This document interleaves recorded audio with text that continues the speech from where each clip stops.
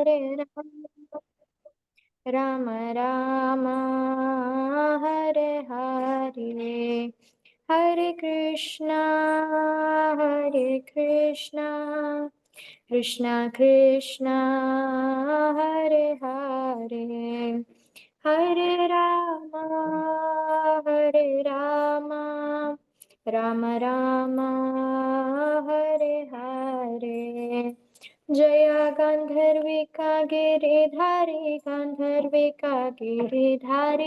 ಗೌರ ಹರಿ ಜಯ ಲಕ್ಷ್ಮೀ ನರಸಿಂಹ ಜಯ ಅನಂತ ದೇವ ಲಕ್ಷ್ಮೀ ನರಸಿಂಹ ಜಯ ಅನಂತ ದೇವ ಜಯ ಪ್ರಹ್ಲಾದ್ ಮಹಾರಾಜ್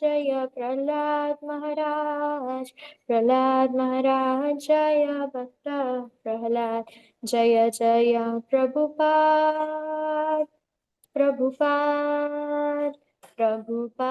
ಜಯ ಜಯ ಪ್ರಭುಪಾದ್ ಜಯ ಜಯ ಗುರುದೇವ್ ಜಯ ಜಯ ಗುರುದೇವ್ ನಿತಾಯ್ ಗೌರ ಹರಿ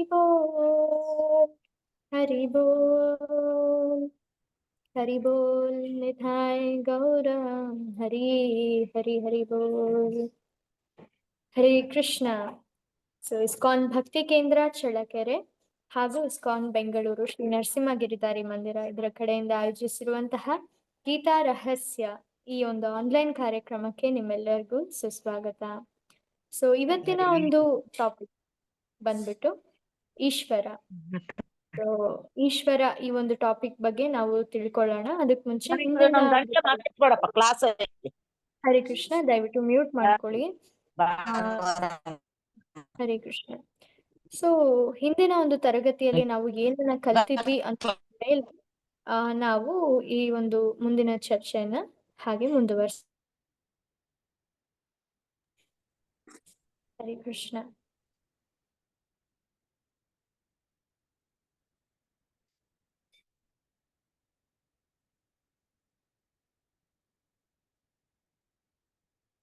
ಸೊ ಈಶ್ವರ ಅಂತ ಅಂದ್ರೆ ಕಂಟ್ರೋಲರ್ ಅಂತ ಹೇಳಿ ನಾವು ಅರ್ಥ ಮಾಡ್ಕೋಬೇಕಾಗುತ್ತೆ. ಅದ್ರ ನಿಜವಾದ ಅರ್ಥ ಬಂದ್ಬಿಟ್ಟು ಕಂಟ್ರೋಲರ್. ಸೊ ಇವತ್ತಿನ ಈ ಒಂದು ತರಗತಿಯನ್ನ ನಾವು ಸಮರ್ಪಣೆ ಮಾಡ್ತಾ ಇರೋದು ಬಂದ್ಬಿಟ್ಟು his divine grace AC Bhaktivedanta Swami Srila ಪ್ರಭುಪಾದರಿಗೆ ಜಯವಾಗ್ಲಿ. ಸೊ ಅವರು ಬಂದ್ಬಿಟ್ಟು ಸಂಸ್ಥಾಪಕ ಆಚಾರ್ಯರಾಗಿದ್ದಾರೆ ಈ ಒಂದು ಅಂತಾರಾಷ್ಟ್ರೀಯ ಕೃಷ್ಣ ಪ್ರಜ್ಞಾ ಸಂಘ ಅಥವಾ ಇಸ್ಕಾನಿನ ಸಂಸ್ಥಾಪಕಾಚಾರ್ಯರು ಶ್ರೀಲ ಪ್ರಭುಪಾದರು. ಸೊ ಅವರು ಈ ಒಂದು ಪಾಶ್ಚಾತ್ಯ ದೇಶಕ್ಕೆ ಹೋಗಿ ಭಗವದ್ಗೀತೆ ಜ್ಞಾನವನ್ನ, ಸನಾತನ ಧರ್ಮವನ್ನ ಬೇರೆ ಒಂದು ಕಂಟ್ರಿಯಲ್ಲಿ ಪ್ರಚಾರ ಮಾಡಿರ್ಲಿಲ್ಲ ಅಂದಿದ್ರೆ ಇದು ನಮ್ಮವರೆಗೂ ಕೂಡ ಬರ್ತಾ ಇರ್ಲಿಲ್ಲ. ಹಾಗಾಗಿ ಅವರಿಗೆ ನಾವು ಋಣಿಯಾಗಿರೋಣ. ಸೊ ನಾವು ಈ ಒಂದು ಸೆಷನ್ ನ ಸ್ಟಾರ್ಟ್ ಮಾಡ್ತಾ ಇರೋದು ಯಾರ ಒಂದು ಪ್ರೊಟೆಕ್ಷನ್ ಅಲ್ಲಿ ಅಂದ್ರೆ ನಮ್ಮ ಶ್ರೀ ವಿಗ್ರಹಗಳಾದಂತಹ ಶ್ರೀ ಗಾಂಧರ್ವಿಕಾ ಗಿರಿಧಾರಿ ಶ್ರೀಮನ್ ಮಹಾಪ್ರಭು ಹಾಗೆ ಶ್ರೀ ಲಕ್ಷ್ಮೀ ನರಸಿಂಹದೇವ. ಸೊ ಇವರ ಕೃಪಾಶೀರ್ವಾದದೊಂದಿಗೆ ನಾವು ಇವತ್ತಿನ ಸೆಷನ್ ಅನ್ನ ಸ್ಟಾರ್ಟ್ ಮಾಡೋಣ. ಸೊ ಇಂದಿನ ಸೆಷನ್ ಅಲ್ಲಿ ನಾವು ಏನನ್ನ ಡಿಸ್ಕಸ್ ಮಾಡಿದ್ವಿ? ಸೊ ಹಿಂದಿನ ಸೆಷನ್ ಅಲ್ಲಿ ನಾವು ಮಾನವ ಕುಲದ ಒಂದು ಮಾನವ ಜನ್ಮದ ಸವಲತ್ತನ್ನ ನಾವು ಹಿಂದಿನ ಒಂದು ಕ್ಲಾಸಲ್ಲಿ ಡಿಸ್ಕಸ್ ಮಾಡಿದ್ವಿ. ಸೊ ಮಾನವ ಜನ್ಮ ಬಂದಾಗ ನಾವು ಏನೇನ್ ಮಾಡ್ಬೇಕು ಅಂತ ಹೇಳಿ ಡಿಸ್ಕಸ್ ಮಾಡಿದ್ವಿ. ಹಾಗೆ 3 ತರಹದ ಒಂದು ದುಃಖಗಳು ಏನೇನಿದೆ ನಮ್ಮ ಜೀವನದಲ್ಲಿ, ಸೊ ಅದಕ್ಕೆ ಏನು ಪರಿಹಾರ, 2 ತರಹದ ಪರಿಹಾರ ಇತ್ತು ಅದರಲ್ಲಿ. ಸೊ ಅದನ್ನ ಕೂಡ ನಾವು ಡಿಸ್ಕಸ್ ಮಾಡಿದ್ವಿ. ಸೊ ಇವತ್ತಿನ ಒಂದು ತರಗತಿಯಲ್ಲಿ ನಾವು ಈಶ್ವರನ ಬಗ್ಗೆ ಡಿಸ್ಕಸ್ ಮಾಡೋಣ.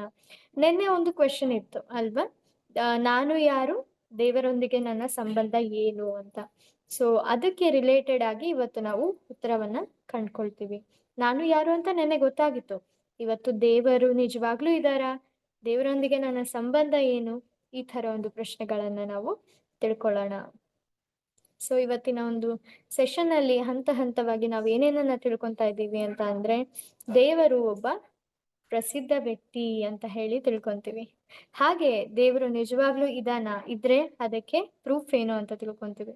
ಹಾಗೆ ಭಗವಾನ್ ಅಂದ್ರೆ ಅರ್ಥ ಏನು, ಭಗವಂತ ಅಂದ್ರೆ ಅರ್ಥ ಏನು, ದೇವರನ್ನ ಕಾಣುವಂತಹ ಕಣ್ಣುಗಳು ಹೇಗಿರ್ಬೇಕು, ಹಾಗೆ ದೇವರ ಬಗ್ಗೆ ನಾವು ಇನ್ನೊಂದೆಷ್ಟು ಹೆಚ್ಚು ತಿಳ್ಕೊಂತೀವಿ. ಮತ್ತೆ ಜ್ಞಾನಕ್ಕೆ ಬೇಕಾಗಿರೋ ಜ್ಞಾನ ಪಡೆಯೋದಕ್ಕೆ ಇರುವಂತಹ 3 ಮಾರ್ಗಗಳು ಏನು ಅಂತ ತಿಳ್ಕೊಂತೀವಿ. ಹಾಗೆ ಧರ್ಮ ಗ್ರಂಥಗಳು ನಮ್ಮ ತಾಯಿ, ಮತ್ತೆ ದೇವರು ಒಬ್ಬನೇ, ಅವನು ಯಾರು ಅಂತ ತಿಳ್ಕೊಂತೀವಿ. ಹಾಗೆ ದೇವರು ಹೇಗೆ ಕಾಣುತ್ತಾನೆ ಅಂತ ತಿಳ್ಕೊಂತೀವಿ. ಅವನ ಹೆಸರುಗಳು ಏನೇನು, ಮತ್ತೆ ಅವನು ಎಲ್ಲಿ ವಾಸಿಸ್ತಾನೆ. ಸೊ ಈ ಎಲ್ಲ ಒಂದು ಪ್ರಶ್ನೆಗಳನ್ನ ನಾವು ತಿಳ್ಕೊಂತೀವಿ. ಹರೇ ಕೃಷ್ಣ. ಸೊ ಬನ್ನಿ ಹಾಗಾದ್ರೆ ಮುಂದೆ ಸ್ಟಾರ್ಟ್ ಮಾಡೋಣ. ಸೊ ಮೊದಲನೇದಾಗಿ ದೇವರು ಅಥವಾ ಈಶ್ವರ ಸಾಕಷ್ಟು ಪ್ರಸಿದ್ಧ ವ್ಯಕ್ತಿ. ಸೊ ಒಂದು ಯೋಚನೆ ಬರ್ಬೋದು, ದೇವರು ಪ್ರಸಿದ್ಧ ವ್ಯಕ್ತಿನ ಅದು ಹೇಗೆ ಅಂತ. ಸೊ ಪ್ರಸಿದ್ಧ ವ್ಯಕ್ತಿ ಹೇಗೆ ಅಂದ್ರೆ ಎಲ್ಲರೂ ಕೂಡ ದೇವ್ರನ್ನ ನೆನೆಸ್ತಾರೆ. ಒಳ್ಳೆ ರೀತಿಯಲ್ಲಿ ಆಗಿರ್ಬೋದು ಅಥವಾ ಕೆಟ್ಟ ರೀತಿಯಲ್ಲಿ ಆಗಿರ್ಬೋದು. ಸೊ ಅವ್ರನ್ನ ಬೈಕೊಳ್ತಾ ಆಗಿರ್ಬೋದು, ಅವ್ರನ್ನ ಪೂಜೆ ಮಾಡ್ತಾ ಆಗಿರ್ಬೋದು. ಸೊ ಭಕ್ತರಂತೂ ಅವ್ರನ್ನ ನೆನೆಸ್ತಾರೆ ಭಗವಂತನ. ಆದ್ರೆ ನಾಸ್ತಿಕರು ಕೂಡ ಅವರನ್ನ ನೆನೆಸ್ತಾರೆ. ಯಾವ ತರ ಅಂದ್ರೆ ದೇವರು ಪಕ್ಷಪಾತಿ ಅಂತ ಬೈತಾರೆ, ದೇವರು ಕೆಟ್ಟವನು ಅಂತ ಬೈತಾರೆ, ನನ್ನ ಜೀವನದಲ್ಲಿ ದೇವರ ಅಗತ್ಯನೇ ಇಲ್ಲ ಅಂತ ಹೇಳ್ತಾರೆ ಕೆಲವೊಬ್ರು. ನಾನು ವಿಜ್ಞಾನಿ, ನನಗೆ ಪುರಾವೆ ಬೇಕು ಅಂತ ಕೆಲವೊಬ್ರು ಹೇಳ್ತಾರೆ. ನಾನೇ ದೇವ್ರು ಅನ್ನೋಂಥವ್ರು ಕೂಡ ಇರ್ತಾರೆ ಕೆಲವೊಬ್ರು. ಸೊ ಈ ತರ ನಾವು ನೋಡ್ತಾ ಹೋದ್ರೆ ಜನಗಳು ನಾಸ್ತಿಕರಾದ್ರೂ ಪರವಾಗಿಲ್ಲ, ಆಸ್ತಿಕರಾದ್ರೂ ಪರವಾಗಿಲ್ಲ, ಸೊ ಅತಿಷ್ಠ ಆಗಿರ್ಬೋದು ಅಥವಾ ನಂಬಿಕೆ ಇಡುವಂತವ್ರಾಗಿರ್ಬೋದು ಭಗವಂತನಲ್ಲಿ, ಎಲ್ಲರೂ ಕೂಡ ಭಗವಂತನ ನೆನೆಸ್ಕೊಂತಾರೆ. ಸೊ ಇದೊಂಥರ ಹೇಗಾಯ್ತು ಅಂದ್ರೆ ಕಂಸ ಕೂಡ ಕೃಷ್ಣನ್ ನೆನೆಸ್ತಿದ್ದ, ಪ್ರತಿ ಕ್ಷಣನೂ ನೆನೆಸ್ತಾ ಇದ್ದ. ಕೃಷ್ಣನ ಭಕ್ತರಿಗಂತೂ ಪ್ರೀತಿಯಿಂದ ಯಾವಾಗ್ಲೂ ಕೃಷ್ಣ ನೆನ್ಪೇ ಇರ್ತಾನೆ. ಆದ್ರೆ ಕಂಸನಂತ ರಾಕ್ಷಸರು ಏನ್ ಮಾಡ್ತಾ ಇದ್ರು, ಅವರು ಭಯದಿಂದ, ಸಿಟ್ಟಿನಿಂದ, ಅಸೂಯೆಯಿಂದ ಕೃಷ್ಣನ ನೆನೆಸ್ಕೊಂತಾ ಇದ್ರು. ಆದ್ರೆ ಭಗವಂತ ಎಷ್ಟು ಒಳ್ಳೆಯವರು ಗೊತ್ತಾ, ಅವರ ಜೊತೆ ಯಾವ ತರ ಸಂಬಂಧ ಇದ್ರೂ ಕೂಡ ಅವರಿಗೆ ಮೋಕ್ಷ ಮಾತ್ರ ಖಂಡಿತ ಸಿಗುತ್ತೆ. ಸೊ ಹಾಗಾಗಿ ಕಂಸನಿಗೆ ಕೂಡ ಮೋಕ್ಷ ಸಿಕ್ತು. ಕಂಸ ಪ್ರತಿ ಕ್ಷಣ ಕೃಷ್ಣ ನೆನೆಸ್ಕೊಂತಾನೆ ಇದ್ದ, ಹಾಗಾಗಿ ಅವನಿಗೆ ಕೂಡ ಮೋಕ್ಷ ಅನ್ನೋದು ಸಿಕ್ತು. ಸೊ ಭಗವಂತ ಅಂದ್ರೆ ಆ ತರ ಇರ್ತಾರೆ. ಸೊ ಈ ಈ ಈಗ ಫಾರ್ ಎಕ್ಸಾಂಪಲ್ ಆ ಒಂದು ಪ್ರೂಫ್ ಏನು ಭಗವಂತ ಇದ್ದಾನೆ ಅಂತ ಹೇಳೋದಕ್ಕೆ ಅಂದ್ರೆ, ಯಾರು ಕೂಡ ಇಲ್ದಿರುವಂತ ವಸ್ತು ಬಗ್ಗೆ ಜಾಸ್ತಿ ಮಾತಾಡೋದಿಲ್ಲ ಅಲ್ವಾ. ಅಂದ್ರೆ ಫಾರ್ ಎಕ್ಸಾಂಪಲ್ ನೀಲಿ ಆದಂತ ಕಮಲ ಎಲ್ಲಾದ್ರೂ ಇರುತ್ತಾ? ಐ ಹೋಪ್ ನೀವ್ ಯಾರು ನೋಡಿಲ್ಲ ನೀಲಿ ಇರೋಂತ ಕಮಲ. ಸೊ ಯಾರು ಹೋಗಿ ಪ್ರೊಟೆಸ್ಟ್ ಮಾಡೋದಿಲ್ಲ, ನೀಲಿ ಕಮಲ ಇರೋದಿಲ್ಲ, ನೀಲಿ ಕಮಲ ಇರೋದಿಲ್ಲ ಅಂತ. ಯಾಕಂದ್ರೆ ಎಲ್ಲರಿಗೂ ಗೊತ್ತು ಇರೋದಿಲ್ಲ ಅಂತ. ಸೊ ಪ್ರೊಟೆಸ್ಟ್ ಎಲ್ಲಿ ಮಾಡ್ತಾರೆ ಅಂತ ಅಂದ್ರೆ, ಎಲ್ಲಿ ಕೆಲವೊಬ್ರಿಗೆ ಕಾಣಿಸಿದೆ, ಕೆಲವೊಬ್ರಿಗೆ ಕಾಣಿಸಿಲ್ಲ ಅಂತ ಸಮಯದಲ್ಲಿ ಮಾತ್ರ ಈ ವಿರೋಧಗಳು ವ್ಯಕ್ತವಾಗ್ತವೆ. ಸೊ ಅದೇ ತರ ದೇವ್ರು ಇಲ್ಲ ಅಂತ ಅನ್ನೋರೇ ಅದಕ್ಕೆ ಪುರಾವೆ, ದೇವ್ರಿದ್ದಾರೆ ಅನ್ನೋದಕ್ಕೆ ಒಂದು ಪುರಾವೆ ಆಗ್ತಾರೆ. ಸೊ ಒಟ್ಟು ನಮ್ಗೆ ಇಲ್ಲಿ ಅರ್ಥ ಆಗಿದ್ದು ಏನು ಅಂದ್ರೆ, ಭಗವಂತ ಎಲ್ಲರಿಗೂ ಗೊತ್ತಿರುವಂತಹ ವ್ಯಕ್ತಿ, ಎಲ್ಲರೂ ಕೂಡ ಅವನ ಬಗ್ಗೆ ಮಾತಾಡ್ತಾರೆ, ಹಾಗಾಗಿ ಅವನು ತುಂಬಾ ಪ್ರಸಿದ್ಧ ಆಗಿರುವಂತಹ ವ್ಯಕ್ತಿ ಆಗಿದ್ದಾನೆ. ಸೊ ಮುಂದೆ ದೇವರು ಇದಾನ ಅನ್ನೋದಕ್ಕೆ ಇನ್ನೂ ಒಂದು ಪುರಾವೆನ ನಾವು ಇಲ್ಲಿ ನೋಡ್ತಾ ಇದೀವಿ. ಸೊ ನಿಮ್ಗೆಲ್ಲ ಚಿತ್ರಗಳು ಕಾಣ್ತಾ ಇದೆ ಇಲ್ಲಿ ಅಲ್ವಾ. ಮೊನಾಲಿಸಾ ಚಿತ್ರ ಆಗಿರ್ಬೋದು, ಮತ್ತೆ ತಾಜ್ ಮಹಲ್ ಆ ಒಂದು ಇದಾಗಿರ್ಬೋದು, ಒಂದು ಬಲ್ಬ್ ಇದೆ ಅಲ್ಲಿ. ಸೊ ಈ ಎಲ್ಲದ್ರ ಹಿಂದೆ ಯಾರೋ ಒಬ್ಬ ವ್ಯಕ್ತಿ ಇದ್ದಾನೆ ಅಲ್ವಾ ಮಾಡಿರೋನು. ಫಾರ್ ಎಕ್ಸಾಂಪಲ್ ಮೊನಾಲಿಸಾ ಒಂದು ಪೇಂಟಿಂಗ್ ಹಿಂದೆ ಮಾಡಿರೋದು ಯಾರು? ಲಿಯೋನಾರ್ಡೋ ಡಾವಿನ್ಸಿ ಅನ್ನೋರು. ಸೊ ಲಿಯೋನಾರ್ಡೋ ಡಾವಿನ್ಸಿ ಅವರು ಮಾಡಿದ್ದಾರೆ ಅಂತ ನಮಗೆ ಗೊತ್ತು. ಹಾಗೆ ತಾಜ್ ಮಹಲ್ ಹಿಂದೆ ಇರುವಂತಹ ವ್ಯಕ್ತಿ ಬಂದ್ಬಿಟ್ಟು ಶಾಜಹಾನ್. ಹಾಗೆ ಒಂದು ಎಲೆಕ್ಟ್ರಿಕ್ ಬಲ್ಬ್, ಅದನ್ನ ಯಾರು ಡಿಸ್ಕವರ್ ಮಾಡಿದ್ದು? ಅದು ತಾನೇ ಉದ್ಭವ ಆಯ್ತಾ? ಇಲ್ಲ. ಸೊ ಅದನ್ನ ಮಾಡಿದ್ದು ಬಂದ್ಬಿಟ್ಟು ಥಾಮಸ್ ಆಲ್ವಾ ಎಡಿಸನ್ ಅವರು. ಸೊ ಏನೇ ಕಂಡ್ರೂ ಕೂಡ ನಮ್ಗೆ ಅದರಿಂದ ಯಾರೋ ಒಬ್ರು ಇದ್ದಾರೆ ಅಂತ ನಮ್ಗೆ ಗೊತ್ತಾಗುತ್ತೆ ಅಲ್ವಾ. ಅಷ್ಟೇ ಅಲ್ಲ, ನಮ್ಮ ಜೀವನದಲ್ಲಿ ನಮ್ ಕಣ್ಮುಂದೆ ಏನೇನ್ ಕಾಣ್ತಿದಾವೋ ಮಾನವ ನಿರ್ಮಿತ ವಸ್ತುಗಳು, ಅವೆಲ್ಲದ್ರ ಹಿಂದೆ ಯಾರೋ ಒಬ್ರು ಮಾಡಿದ್ದಾರೆ ಅಂತ ನಮ್ಗೆ ಗೊತ್ತು. ನಮ್ಗೆ ಅದು ಯೂಸ್ ಆಗ್ತಿದೆ ಅಂದ್ರೆ ಕಂಪಲ್ಸರಿ ಯಾರೋ ಒಬ್ರು ಮಾಡಿದ್ದಾರೆ. ಹಾಗೇನೆ ಈ ಒಂದು ಪ್ರಕೃತಿಯನ್ನ ನಾವು ನೋಡಿದ್ರೆ, ಪ್ರಕೃತಿಯಿಂದ ನಮ್ಗೆ ಎಷ್ಟೊಂದೆಲ್ಲ ಯೂಸಸ್ ಆಗ್ತಿದೆ ಅಲ್ವಾ. ಪ್ರಕೃತಿಯಿಂದ ನಮಗೆ ಗಾಳಿ ಸಿಗ್ತಾ ಇದೆ, ಪ್ರಕೃತಿಯಿಂದ ನಮ್ಗೆ ಊಟ ಸಿಗ್ತಾ ಇದೆ, ನಮ್ಗೆ ಇರೋಕೆ ಮನೆ ಕಟ್ಕೊಳೋದಕ್ಕೆ ಬೇಕಾಗಿರುವಂತ ವಸ್ತುಗಳು ಸಿಗ್ತಾ ಇದೆ. ಇನ್ಫ್ಯಾಕ್ಟ್ ಇವ್ರು ಕ್ರಿಯೇಟ್ ಮಾಡಿರೋದು ಏನೇ ಇರ್ಬೋದು ಸೈಂಟಿಸ್ಟ್, ಅವೆಲ್ಲ ಬರ್ತಾ ಇರೋದು ಯಾವ್ದ್ರಿಂದ? ಪ್ರಕೃತಿಯಿಂದ. ಸೊ ಇಷ್ಟು ಯೂಸ್ಫುಲ್ ಆಗಿರುವಂತ ಪ್ರಕೃತಿಯಿಂದ ಕೂಡ ಯಾರಾದ್ರೂ ಇರ್ಲೇಬೇಕು ಅಲ್ವಾ. ಇಲ್ಲ ಅಂದ್ರೆ ಎಲ್ಲವೂ ಆಕಸ್ಮಿಕವಾಗಿ ಹೇಗಾಗಕ್ ಸಾಧ್ಯ? ಅದು ಇಷ್ಟು ಕರೆಕ್ಟ್ ಆಗಿ ಒಂದು ಎಲ್ಲಾ ತರದ ಕೊರತೆಗಳನ್ನ ನೀಗ್ಸೋಂತಹ ಒಂದು ತರವಾಗಿ ಎಲ್ಲ ಇಷ್ಟು ಕರೆಕ್ಟ್ ಆಗಿ ಹೇಗಾಗಕ್ ಸಾಧ್ಯ? ಈಗ ಹೆಂಗಿದೆ ಅಂದ್ರೆ ಈ ಒಂದು ಅರ್ತ್ ಏನಿದೆ ಅಲ್ವಾ, ಭೂಮಿ, ಆ ಭೂಮಿ ಎಂತ ಸ್ಥಳದಲ್ಲಿದೆ ಅಂದ್ರೆ ತುಂಬಾ ಚಳಿನೂ ಆಗ್ಬಾರ್ದು, ತುಂಬಾ ಬಿಸಿನೂ ಆಗ್ಬಾರ್ದು ಅಂತ ಒಂದು ಸ್ಥಳದಲ್ಲಿ ಕರೆಕ್ಟ್ ಆಗಿ ಅದಿದೆ. ಅದಿದ್ದು ಅಲ್ಲೇ ಸುತ್ತುತ್ತಾ ಇದೆ. ಹಾಗಾಗಿ ನಮ್ಮ ಎಲ್ಲ ಜೀವಿಗಳೆಲ್ಲ ಹುಟ್ಕೊಂಡ್ವು. ಸೊ ಈ ತರ ಪರ್ಫೆಕ್ಟ್ ಅರೇಂಜ್ಮೆಂಟ್ ಮಾಡಿದರೆ, ಎಲ್ಲೋ ಯಾರೋ ಮಾಡಿದ್ದಾರೆ ಅಂತ ನಾವು ಅರ್ಥ ಮಾಡ್ಕೊಳ್ಳೇಬೇಕಾಗುತ್ತೆ. ನಮ್ಮ ದೇಹದಲ್ಲೇ ನಡೆಯುವಂತ ಪ್ರಕ್ರಿಯೆಗಳು ಎಷ್ಟೊಂದಿದೆ. ಅದು ನಮ್ಗೆ ಗೊತ್ತಾಗಲ್ಲ ಯಾವ ತರ ನಡೆಯುತ್ತೆ ಅಂತ. ನಾವು ತಿಂತೀವಿ ಊಟ, ತಿಂದ್ರೆ ಅದು ಹೊಟ್ಟೆ ಒಳಗೆ ಹೋಗಿ ಜೀರ್ಣ ಆಗಿ, ಆ ಜೀರ್ಣ ಆಗಿದ್ರಿಂದ ಬರುವಂತ ಪೋಷಕಾಂಶಗಳೆಲ್ಲ ಏನಾಗುತ್ತೆ, ಇಡೀ ದೇಹಕ್ಕೆ ಹೋಗಿ ಸೇರ್ಕೊಳ್ಳುತ್ತೆ. ಸೊ ಇದೆಲ್ಲ ಮಾಡೋದಕ್ಕೆ ನಮ್ಮ ದೇಹದಲ್ಲಿ ಎಷ್ಟೊಂದೆಲ್ಲ ಸಿಸ್ಟಮ್ಗಳಿದಾವೆ ಗೊತ್ತಾ. ಸೊ ಡೈಜೆಸ್ಟಿವ್ ಸಿಸ್ಟಮ್ ಆಗಿರ್ಬೋದು, ಜೀರ್ಣಕ್ರಿಯೆಗೆ ಬೇಕಾಗಿರುವಂತ ಒಂದು ಸಿಸ್ಟಮ್, ಆಮೇಲೆ respiratory system, excretory system. System ಅಂದ್ರೆ ಒಂದು ಕರೆಕ್ಟ್ ಆಗಿ ಆರ್ಗನೈಸ್ ಆಗಿದೆ ಇದೆಲ್ಲ. ಸೊ ಇಷ್ಟೊಂದೆಲ್ಲ ಆಗಿದೆ ಅಂದ್ರೆ ಇದರಿಂದ ಯಾರೋ ಒಬ್ರು ಇರ್ಲೇಬೇಕು ಅಲ್ವಾ. ಆಕಸ್ಮಿಕವಾಗಿ ಅದು ಹೇಗಾಗುತ್ತೆ. ಸೊ ಹಾಗಾಗಿ ಆ ಒಂದು ವ್ಯಕ್ತಿ ಯಾರು ಅಂದ್ರೆ, ಆ ವ್ಯಕ್ತಿನೇ ಭಗವಂತ, ದೇವರು. ಸೊ ದೇವರು ಇದಾನ ಅನ್ನೋದಕ್ಕೆ ಒಂದು ಪುರಾವೆ ಏನು ಅಂದ್ರೆ ನಮ್ಮ ಕಣ್ಮುಂದೆನೆ ಇದೆ, ನಮ್ಮೊಳಗೇನೆ ಇದೆ, ನಮ್ಮ ಹೊರಗುನೆ ಇದೆ. ಸೊ ಭಗವಂತನ ಮರೆಯೋದಕ್ಕೆ ಯಾವ ಒಂದು ಕಾರಣ ಕೂಡ ನಾವು ಕೊಡೋದಕ್ಕೆ ಆಗೋದಿಲ್ಲ. ಸೊ ಇನ್ನೂ ಕೆಲವು ಚಿತ್ರಗಳಿವೆ. ಸೊ ಗ್ರೇಟ್ ಸ್ಪಿಂಕ್ಸ್ ಅದು ಬಂದ್ಬಿಟ್ಟು ಈಜಿಪ್ಟಿನ ನಾಗರಿಕತೆಯಿಂದ ಆಗಿರೋದು. ಮತ್ತೆ ಪಾರ್ಥಿನಿಯನ್ ಬಂದ್ಬಿಟ್ಟು ಗ್ರೀಕ್ ನಾಗರಿಕತೆ, ಕೊಲೋಸಿಯಂ ಬಂದ್ಬಿಟ್ಟು ರೋಮನ್ ನಾಗರಿಕತೆ. ಸೊ ಈ ತರ ನಮ್ಗೆ ಏನೇ ಕಂಡ್ರು ಕೂಡ ಅದ್ರ ಹಿಂದೆ ಯಾರೋ ಒಬ್ಬ ಇದ್ದಾನೆ ಅಂತ ನಾವು ಯೋಚನೆ ಮಾಡೇ ಮಾಡ್ತೀವಿ. ಸೊ ಈ ಪ್ರಕೃತಿಯ ಇಷ್ಟೊಂದು ಸುಂದರವಾಗಿ ಅರೇಂಜ್ ಆಗಿರುವಂತ ಪ್ರಕ್ರಿಯೆಗಳನ್ನ ನೋಡಿದಾಗ ಕೂಡ ನಮ್ಗೆ ಭಗವಂತ ಇದ್ದಾನೆ, ಇದ್ರ ಹಿಂದೆ ಯಾರೋ ಒಬ್ಬ ಪವರ್ಫುಲ್, ತುಂಬಾ ಇಂಟೆಲಿಜೆಂಟ್ ವ್ಯಕ್ತಿ ಇದ್ದಾನೆ ಅನ್ನೋದನ್ನ ನಾವು ಅರ್ಥ ಮಾಡ್ಕೋಬೇಕಾಗತ್ತೆ. ಯಾರು ಸೈನ್ಸ್ ಅಲ್ಲಿ ತುಂಬಾ ತುಂಬಾ ಡೀಪ್ ಆಗಿ ಹೋಗಿರ್ತಾರೋ ಅವರಿಗೆ ನಿಜವಾಗ್ಲೂ ಅರ್ಥ ಆಗುತ್ತೆ, ಅವ್ರು ನಿಜವಾಗ್ಲೂ ಭಗವಂತನ ಹತ್ರಕ್ಕೆ ಬರ್ತಾರೆ ಅನ್ನೋದಕ್ಕೆ ಸಾಕ್ಷಿ ಎಷ್ಟೋ ಜನ ಸೈಂಟಿಸ್ಟ್ ಇದ್ದಾರೆ. ಸೊ ಅದರಲ್ಲಿ ಒಬ್ರು ಬಂದ್ಬಿಟ್ಟು ಐಸಾಕ್ ನ್ಯೂಟನ್ ಅವರು. ಸೊ ನ್ಯೂಟನ್ ಅವರ ಒಂದು ಗ್ರಾವಿಟೇಷನ್ ಲಾ ನಮ್ಗೆ ಎಷ್ಟು ಮುಖ್ಯ ಅನ್ನೋದು ಸೈನ್ಸ್ ಓದೋರಿಗೆ ಗೊತ್ತಾಗುತ್ತೆ. ಸೊ ನಾವು ನಡೆಯೋದಕ್ಕೆ ಕಾರಣ ಆ ಒಂದು ಲಾ, ಅದನ್ನ ಕಂಡಿಡ್ದವರು ಬಂದ್ಬಿಟ್ಟು ನ್ಯೂಟನ್ ಅವರು, ಸರ್ ಐಸಾಕ್ ನ್ಯೂಟನ್ ಅವರು. ಸೊ ಅವರು ಕೂಡ ಹೇಳ್ತಾರೆ ಏನಂತ, ನಾನು ನಂಬುತ್ತೇನೆ, ನಾನು ವಿಜ್ಞಾನವನ್ನು ಎಷ್ಟು ಹೆಚ್ಚು ಅಧ್ಯಯನ ಮಾಡುತ್ತೇನೆ, ನಾನು ದೇವರನ್ನು ಹೆಚ್ಚು ನಂಬುತ್ತೇನೆ. ಸೊ ನಾನು ಎಷ್ಟೆಷ್ಟು ವಿಜ್ಞಾನವನ್ನ ಅರ್ಥ ಮಾಡ್ಕೊಂತ ಹೋಗ್ತೀನೋ ಅಷ್ಟಷ್ಟು ನನಗೆ ದೇವ್ರ ಮೇಲೆ ನಂಬಿಕೆ ಹೆಚ್ಚಾಗ್ತಾ ಇದೆ ಅಂತ ಹೇಳಿ ನ್ಯೂಟನ್ ಅವರು ಹೇಳ್ತಾರೆ. ಅಷ್ಟೇ ಅಲ್ಲ, ಅವರ ಇನ್ನೂ ಎಷ್ಟೊಂದ್ ಜನ, ಲೂಯಿಸ್ ಪ್ಯಾಶ್ಚರ್ ಅವರು, ಆಮೇಲೆ ಆಲ್ಬರ್ಟ್ ಐನ್ಸ್ಟೈನ್ ಅವರು ಅಂತೂ ಭಗವದ್ಗೀತೆನೇ ಓದ್ತಾ ಇದ್ರು. ಸೊ ಈ ತರ ಯಾರು ಡೀಪ್ ಆಗಿ ಹೋಗ್ತಾರೋ ಅವರಿಗೆ ಗೊತ್ತಾಗುತ್ತೆ ಯಾರ್ದೋ ಮಾಸ್ಟರ್ ಮೈಂಡೇ ಇದೆ ಇದ್ರ ಹಿಂದೆ ಅಂತ. ಸೊ ಆ ತರ. ಓಕೆ, ಈಗ ನಂಗೆ ಗೊತ್ತಾಯ್ತು ಭಗವಂತ ಅನ್ನೋರು ಇದಾರೆ ಅನ್ನೋದಕ್ಕೆ ಪುರಾವೆಗಳು ಗೊತ್ತಾಯ್ತು. ಸೊ ಭಗವಾನ್ ಪದದ ಅರ್ಥ ಏನು ಹಂಗಂದ್ರೆ, ಭಗವಂತ ಭಗವಂತ ಅಂತೆಲ್ಲ ಯೂಸ್ ಮಾಡ್ತಿದ್ದೀರಲ್ಲ, ಭಗವಂತ ಅಂದ್ರೆ ಏನು? ಸೊ ಅದಕ್ಕೆ ನಾವು ಇಲ್ಲಿ ಉತ್ತರವನ್ನ ನೋಡ್ತಾ ಇದೀವಿ. ಭಗವಂತ ಅಂದ್ರೆ ಆ ಅದರ ಅರ್ಥವನ್ನ ವ್ಯಾಸದೇವರ ಅಪ್ಪ ಆಗಿರುವಂತಹ ಪರಾಶರ ಮುನಿಗಳು ಅದರ ಅರ್ಥವನ್ನ ಇಲ್ಲಿ ನಮ್ಗೆ ಹೇಳ್ತಾ ಇದ್ದಾರೆ. ಸೊ ಪರಾಶರ ಮುನಿಗಳು ಏನ್ ಹೇಳ್ತಾರೆ ಅಂದ್ರೆ, ಭಗವಾನ್ ಅಂದ್ರೆ ಪೂರ್ಣವಾಗಿ 6 ತರಹದ ಐಶ್ವರ್ಯಗಳನ್ನ ಹೊಂದಿರುವವನು. ಸೊ 6 ತರ ಐಶ್ವರ್ಯವನ್ನ ಭಗ ಅಂತ ಹೇಳ್ತಾರೆ. ಸೊ ಭಗವಾನ್ ಅಂದ್ರೆ ಐಶ್ವರ್ಯವನ್ನ ಹೊಂದಿರುವವನು. ಸೊ ಐಶ್ವರ್ಯಗಳು 6 ತರ ಇದೆ.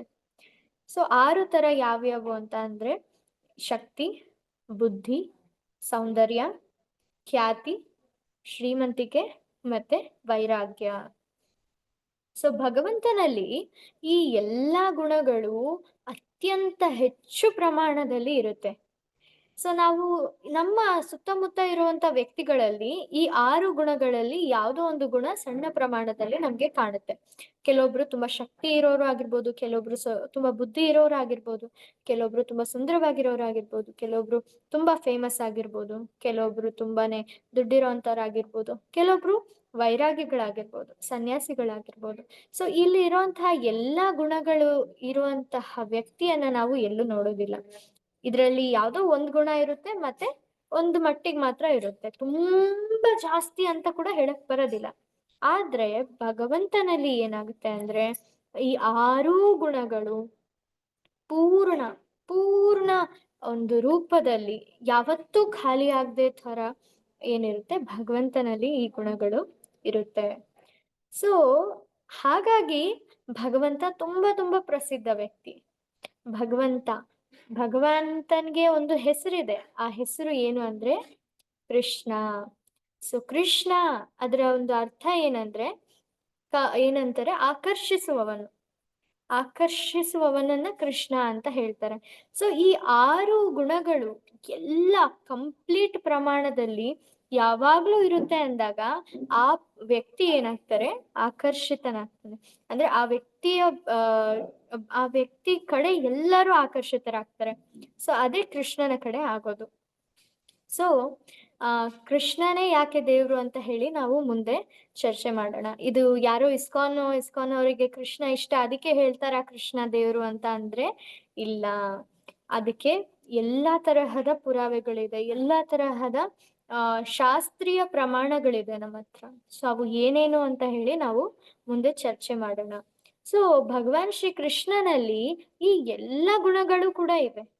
ಅವರು ತುಂಬಾ ಸುಂದರವಾಗಿದ್ದಾರೆ, ತುಂಬಾ ಶಕ್ತಿಯುತ ಆಗಿದ್ದಾರೆ, ತುಂಬಾ ಬುದ್ಧಿವಂತರಾಗಿದ್ದಾರೆ, ಹಾಗೆ ತುಂಬಾನೇ ಪ್ರಸಿದ್ಧ ವ್ಯಕ್ತಿಯಾಗಿದ್ದಾರೆ. ನೀವೀಗ ಹೋದ್ರೆ ಪ್ರತಿ ಮನೆಯಲ್ಲಿ ಒಂದಾದ್ರೂ ಕೃಷ್ಣನ ಒಂದು ವಿಗ್ರಹ ಇದ್ದೇ ಇರುತ್ತೆ. ಅಟ್ಲೀಸ್ಟ್ ಒಂದಾದ್ರೂ ಕೃಷ್ಣನ ಫೋಟೋ ಆದ್ರೂ ಇರುತ್ತೆ. ಸೊ ಕೃಷ್ಣ ಬರೀ ನಮ್ಮ ಒಂದು ಜಗತ್ತಲ್ಲಿ ಅಷ್ಟೇ ಅಲ್ಲ, 3 ಲೋಕಗಳಲ್ಲಿ ಮತ್ತೆ ಅದ್ರ ಆಚೆಗಿರೋ ಬ್ರಹ್ಮಾಂಡಗಳಲ್ಲಿ ಎಲ್ಲ ಕಡೆ ಕೂಡ ಖ್ಯಾತಿ ಹೊಂದಿದ್ದಾರೆ. ಸೊ ಅವ್ರು ಅಫ್ಕೋರ್ಸ್ ಶ್ರೀಮಂತ. ಯಾಕೆ ಅಂದ್ರೆ ಸಾಕ್ಷಾತ್ ಲಕ್ಷ್ಮೀ ದೇವಿಯೇ ಅವರ ಸಂಗಾತಿಯಾಗಿದ್ದಾರೆ. ಸಾಕ್ಷಾತ್ ಲಕ್ಷ್ಮೀ ದೇವಿ ಅವರ ಪಾದದಡಿಯಲ್ಲಿ ಇತ್ಕೊಂಡು ಸೇವೆ ಮಾಡ್ತಾರೆ ಭಗವಂತನ್ಗೆ. ಸೊ ಮತ್ತೆ ಅಫ್ಕೋರ್ಸ್ ಅವರು ವೈರಾಗಿ ಆಗಿದ್ದಾರೆ. ಸೊ ಕೃಷ್ಣ ಒಬ್ಬ ವೈರಾಗಿ. ಇದಕ್ಕೆ ಒಂದು ಕಥೆ ಬರುತ್ತೆ ನಮ್ಮ ಪುರಾಣಗಳಲ್ಲಿ. ಏನು ಅಂತ ಅಂದ್ರೆ ಒಂದ್ಸರಿ ಗೋಪಿಯರು ನದಿಯನ್ನ ದಾಟ್ಬೇಕಾಗಿರುತ್ತೆ.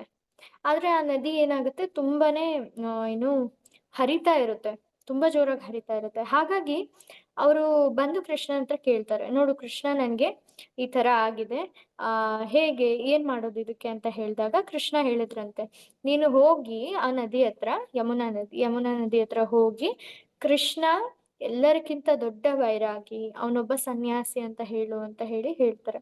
ಸೊ ಆಗ ಗೋಪಿಯರೆಲ್ಲ ನಗ್ತಾರೆ, ಇದೇನಿದು ಕೃಷ್ಣ ನೀನ್ ಈ ತರ ಹೇಳ್ತಿದೀಯಲ್ಲ ಅಂತ. ಆದ್ರೂ ಕೃಷ್ಣ ಹೇಳ್ತಿದ್ದಾರೆ ಅಂತ ಹೋಗಿ ಅವರು ಯಮುನಾ ದೇವಿ ಹತ್ರ ಹೇಳ್ತಾರೆ ಏನಂತ, ಕೃಷ್ಣ ಈ ಜಗತ್ತಿನಲ್ಲಿ ಅತಿ ದೊಡ್ಡ ವೈರಾಗಿ ಮತ್ತೆ ಒಬ್ಬ ದೊಡ್ಡ ಸನ್ಯಾಸಿ ಅಂತ ಹೇಳಿದ ತಕ್ಷಣ ಏನಾಗುತ್ತೆ ಅಂದ್ರೆ ಯಮುನಾ ನದಿ ಅವರಿಗೆ ದಾರಿ ಮಾಡ್ಕೊಡ್ತಾರೆ.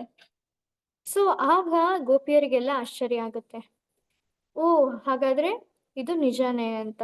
ಅವರು ಬಂದು ಕೇಳ್ತಾರೆ ಕೃಷ್ಣನ ಹತ್ರ, ಏನ್ ಕೃಷ್ಣ ಇದು ಈ ತರ ಅಲ್ಲ ಅಂತ, ನಿನ್ ಬಗ್ಗೆ ನನಗೆ ಅರ್ಥ ಆಗ್ತಿಲ್ಲ ಅಂತ. ಸೊ ಅಫ್ಕೋರ್ಸ್ ಭಗವಂತನ ಬಗ್ಗೆ ನಾವು ಅಷ್ಟು ಈಸಿಯಾಗಿ ಅರ್ಥ ಮಾಡ್ಕೊಳೋದಕ್ಕೆ ಆಗೋದಿಲ್ಲ. ಸೊ ನಮಗ್ ಕಂಡಿದ್ದೇ ಸತ್ಯ ಅಂತ ಹೇಳಕ್ಕೆ ನಿಜವಾಗ್ಲೂ ಬರೋದಿಲ್ಲ. ಸೊ ಭಗವಂತ ಹೇಳ್ತಾರೆ, ಕೃಷ್ಣ ಹೇಳ್ತಾರೆ ಭಗವದ್ಗೀತೆಯಲ್ಲಿ ಏನಂತ ಅಂದ್ರೆ, ಯಾರು ನನ್ನ ಭಕ್ತಿ ಪೂರ್ಣವಾಗಿ ಸೇವೆ ಮಾಡ್ತಾರೋ, ನನ್ನಲ್ಲಿ ಎಲ್ಲಾ ತರಹದ ಒಂದು ಆದರ ಭಾವಗಳಿಂದ ನನ್ನ ಸೇವೆ ಮಾಡ್ತಾರೋ ಅವರಿಗೆ ಮಾತ್ರ ನಾನು ಅರ್ಥ ಆಗ್ತೀನಿ ಅಂತ. ಸೊ ಅಂಥ ಭಗವಂತ.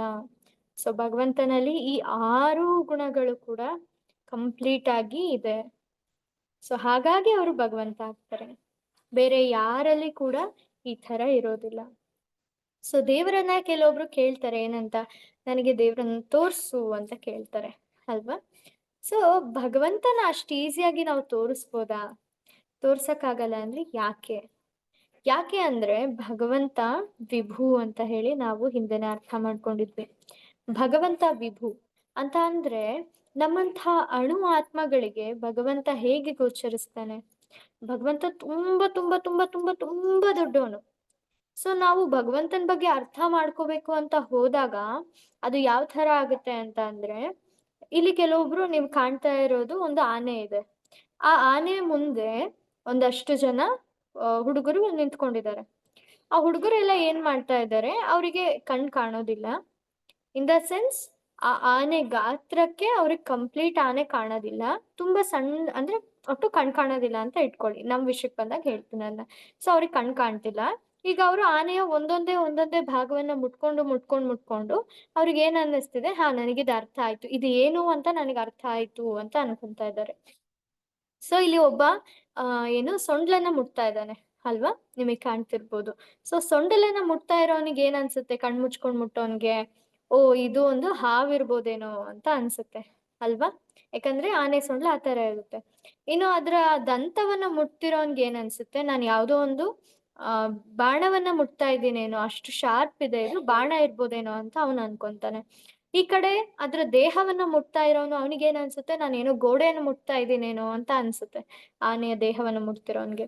ಇನ್ನೊಬ್ಬ ಯಾರು ಅವ್ನ್ ಕಾಲನ್ನ ಮುಟ್ತಾ ಇದ್ದಾನೋ ಅವನಿಗೆ ಒಂದು ಮರನ ಮುಟ್ತಿದ್ದೀನೇನೋ, ಮರದ ಒಂದು ಕೊಂಬೆ ಏನಂತಾರೆ ಟ್ರಂಕ್ನ ಮುಟ್ತಾ ಇದೀನೇನೋ ಅಂತ ಹೇಳಿ ಅನ್ಸುತ್ತೆ. ಇನ್ನ ಅದೇ ತರ ಬಾಲವನ್ನ ಮುಟ್ತಿರೋನಿಗೆ ಯಾವ್ದೋ ಹಗ್ಗವನ್ನ ಮುಟ್ತಾ ಇದೀನೇನೋ ಅಂತ ಹೇಳಿ ಅನ್ಸುತ್ತೆ. ಕಿವಿಯನ್ನ ಮುಟ್ತಿರೋನ್ಗೆ ಯಾವ್ದೋ ಕೊಡ್ಲಿಯನ್ನ ಮುಟ್ತಾ ಇದೀನೇನೋ ಅಂತ ಅನ್ಸುತ್ತೆ. ಯಾಕೆ ಈ ತರ ಅನ್ನಿಸ್ತಾ ಇದೆ?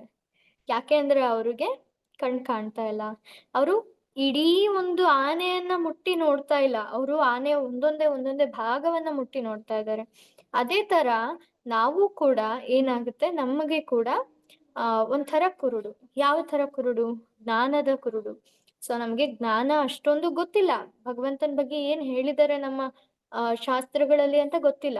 ನಾವು ನನಗೇನ್ ಗೊತ್ತೋ ಅದ್ರಿಂದಾನೇ ಟ್ರೈ ಮಾಡ್ತೀನಿ ಭಗವಂತನ ಅರ್ಥ ಮಾಡ್ಕೊಳೋಕೆ ಅಂತ ಹೋದಾಗ ಈ ತರ ಆಗುತ್ತೆ.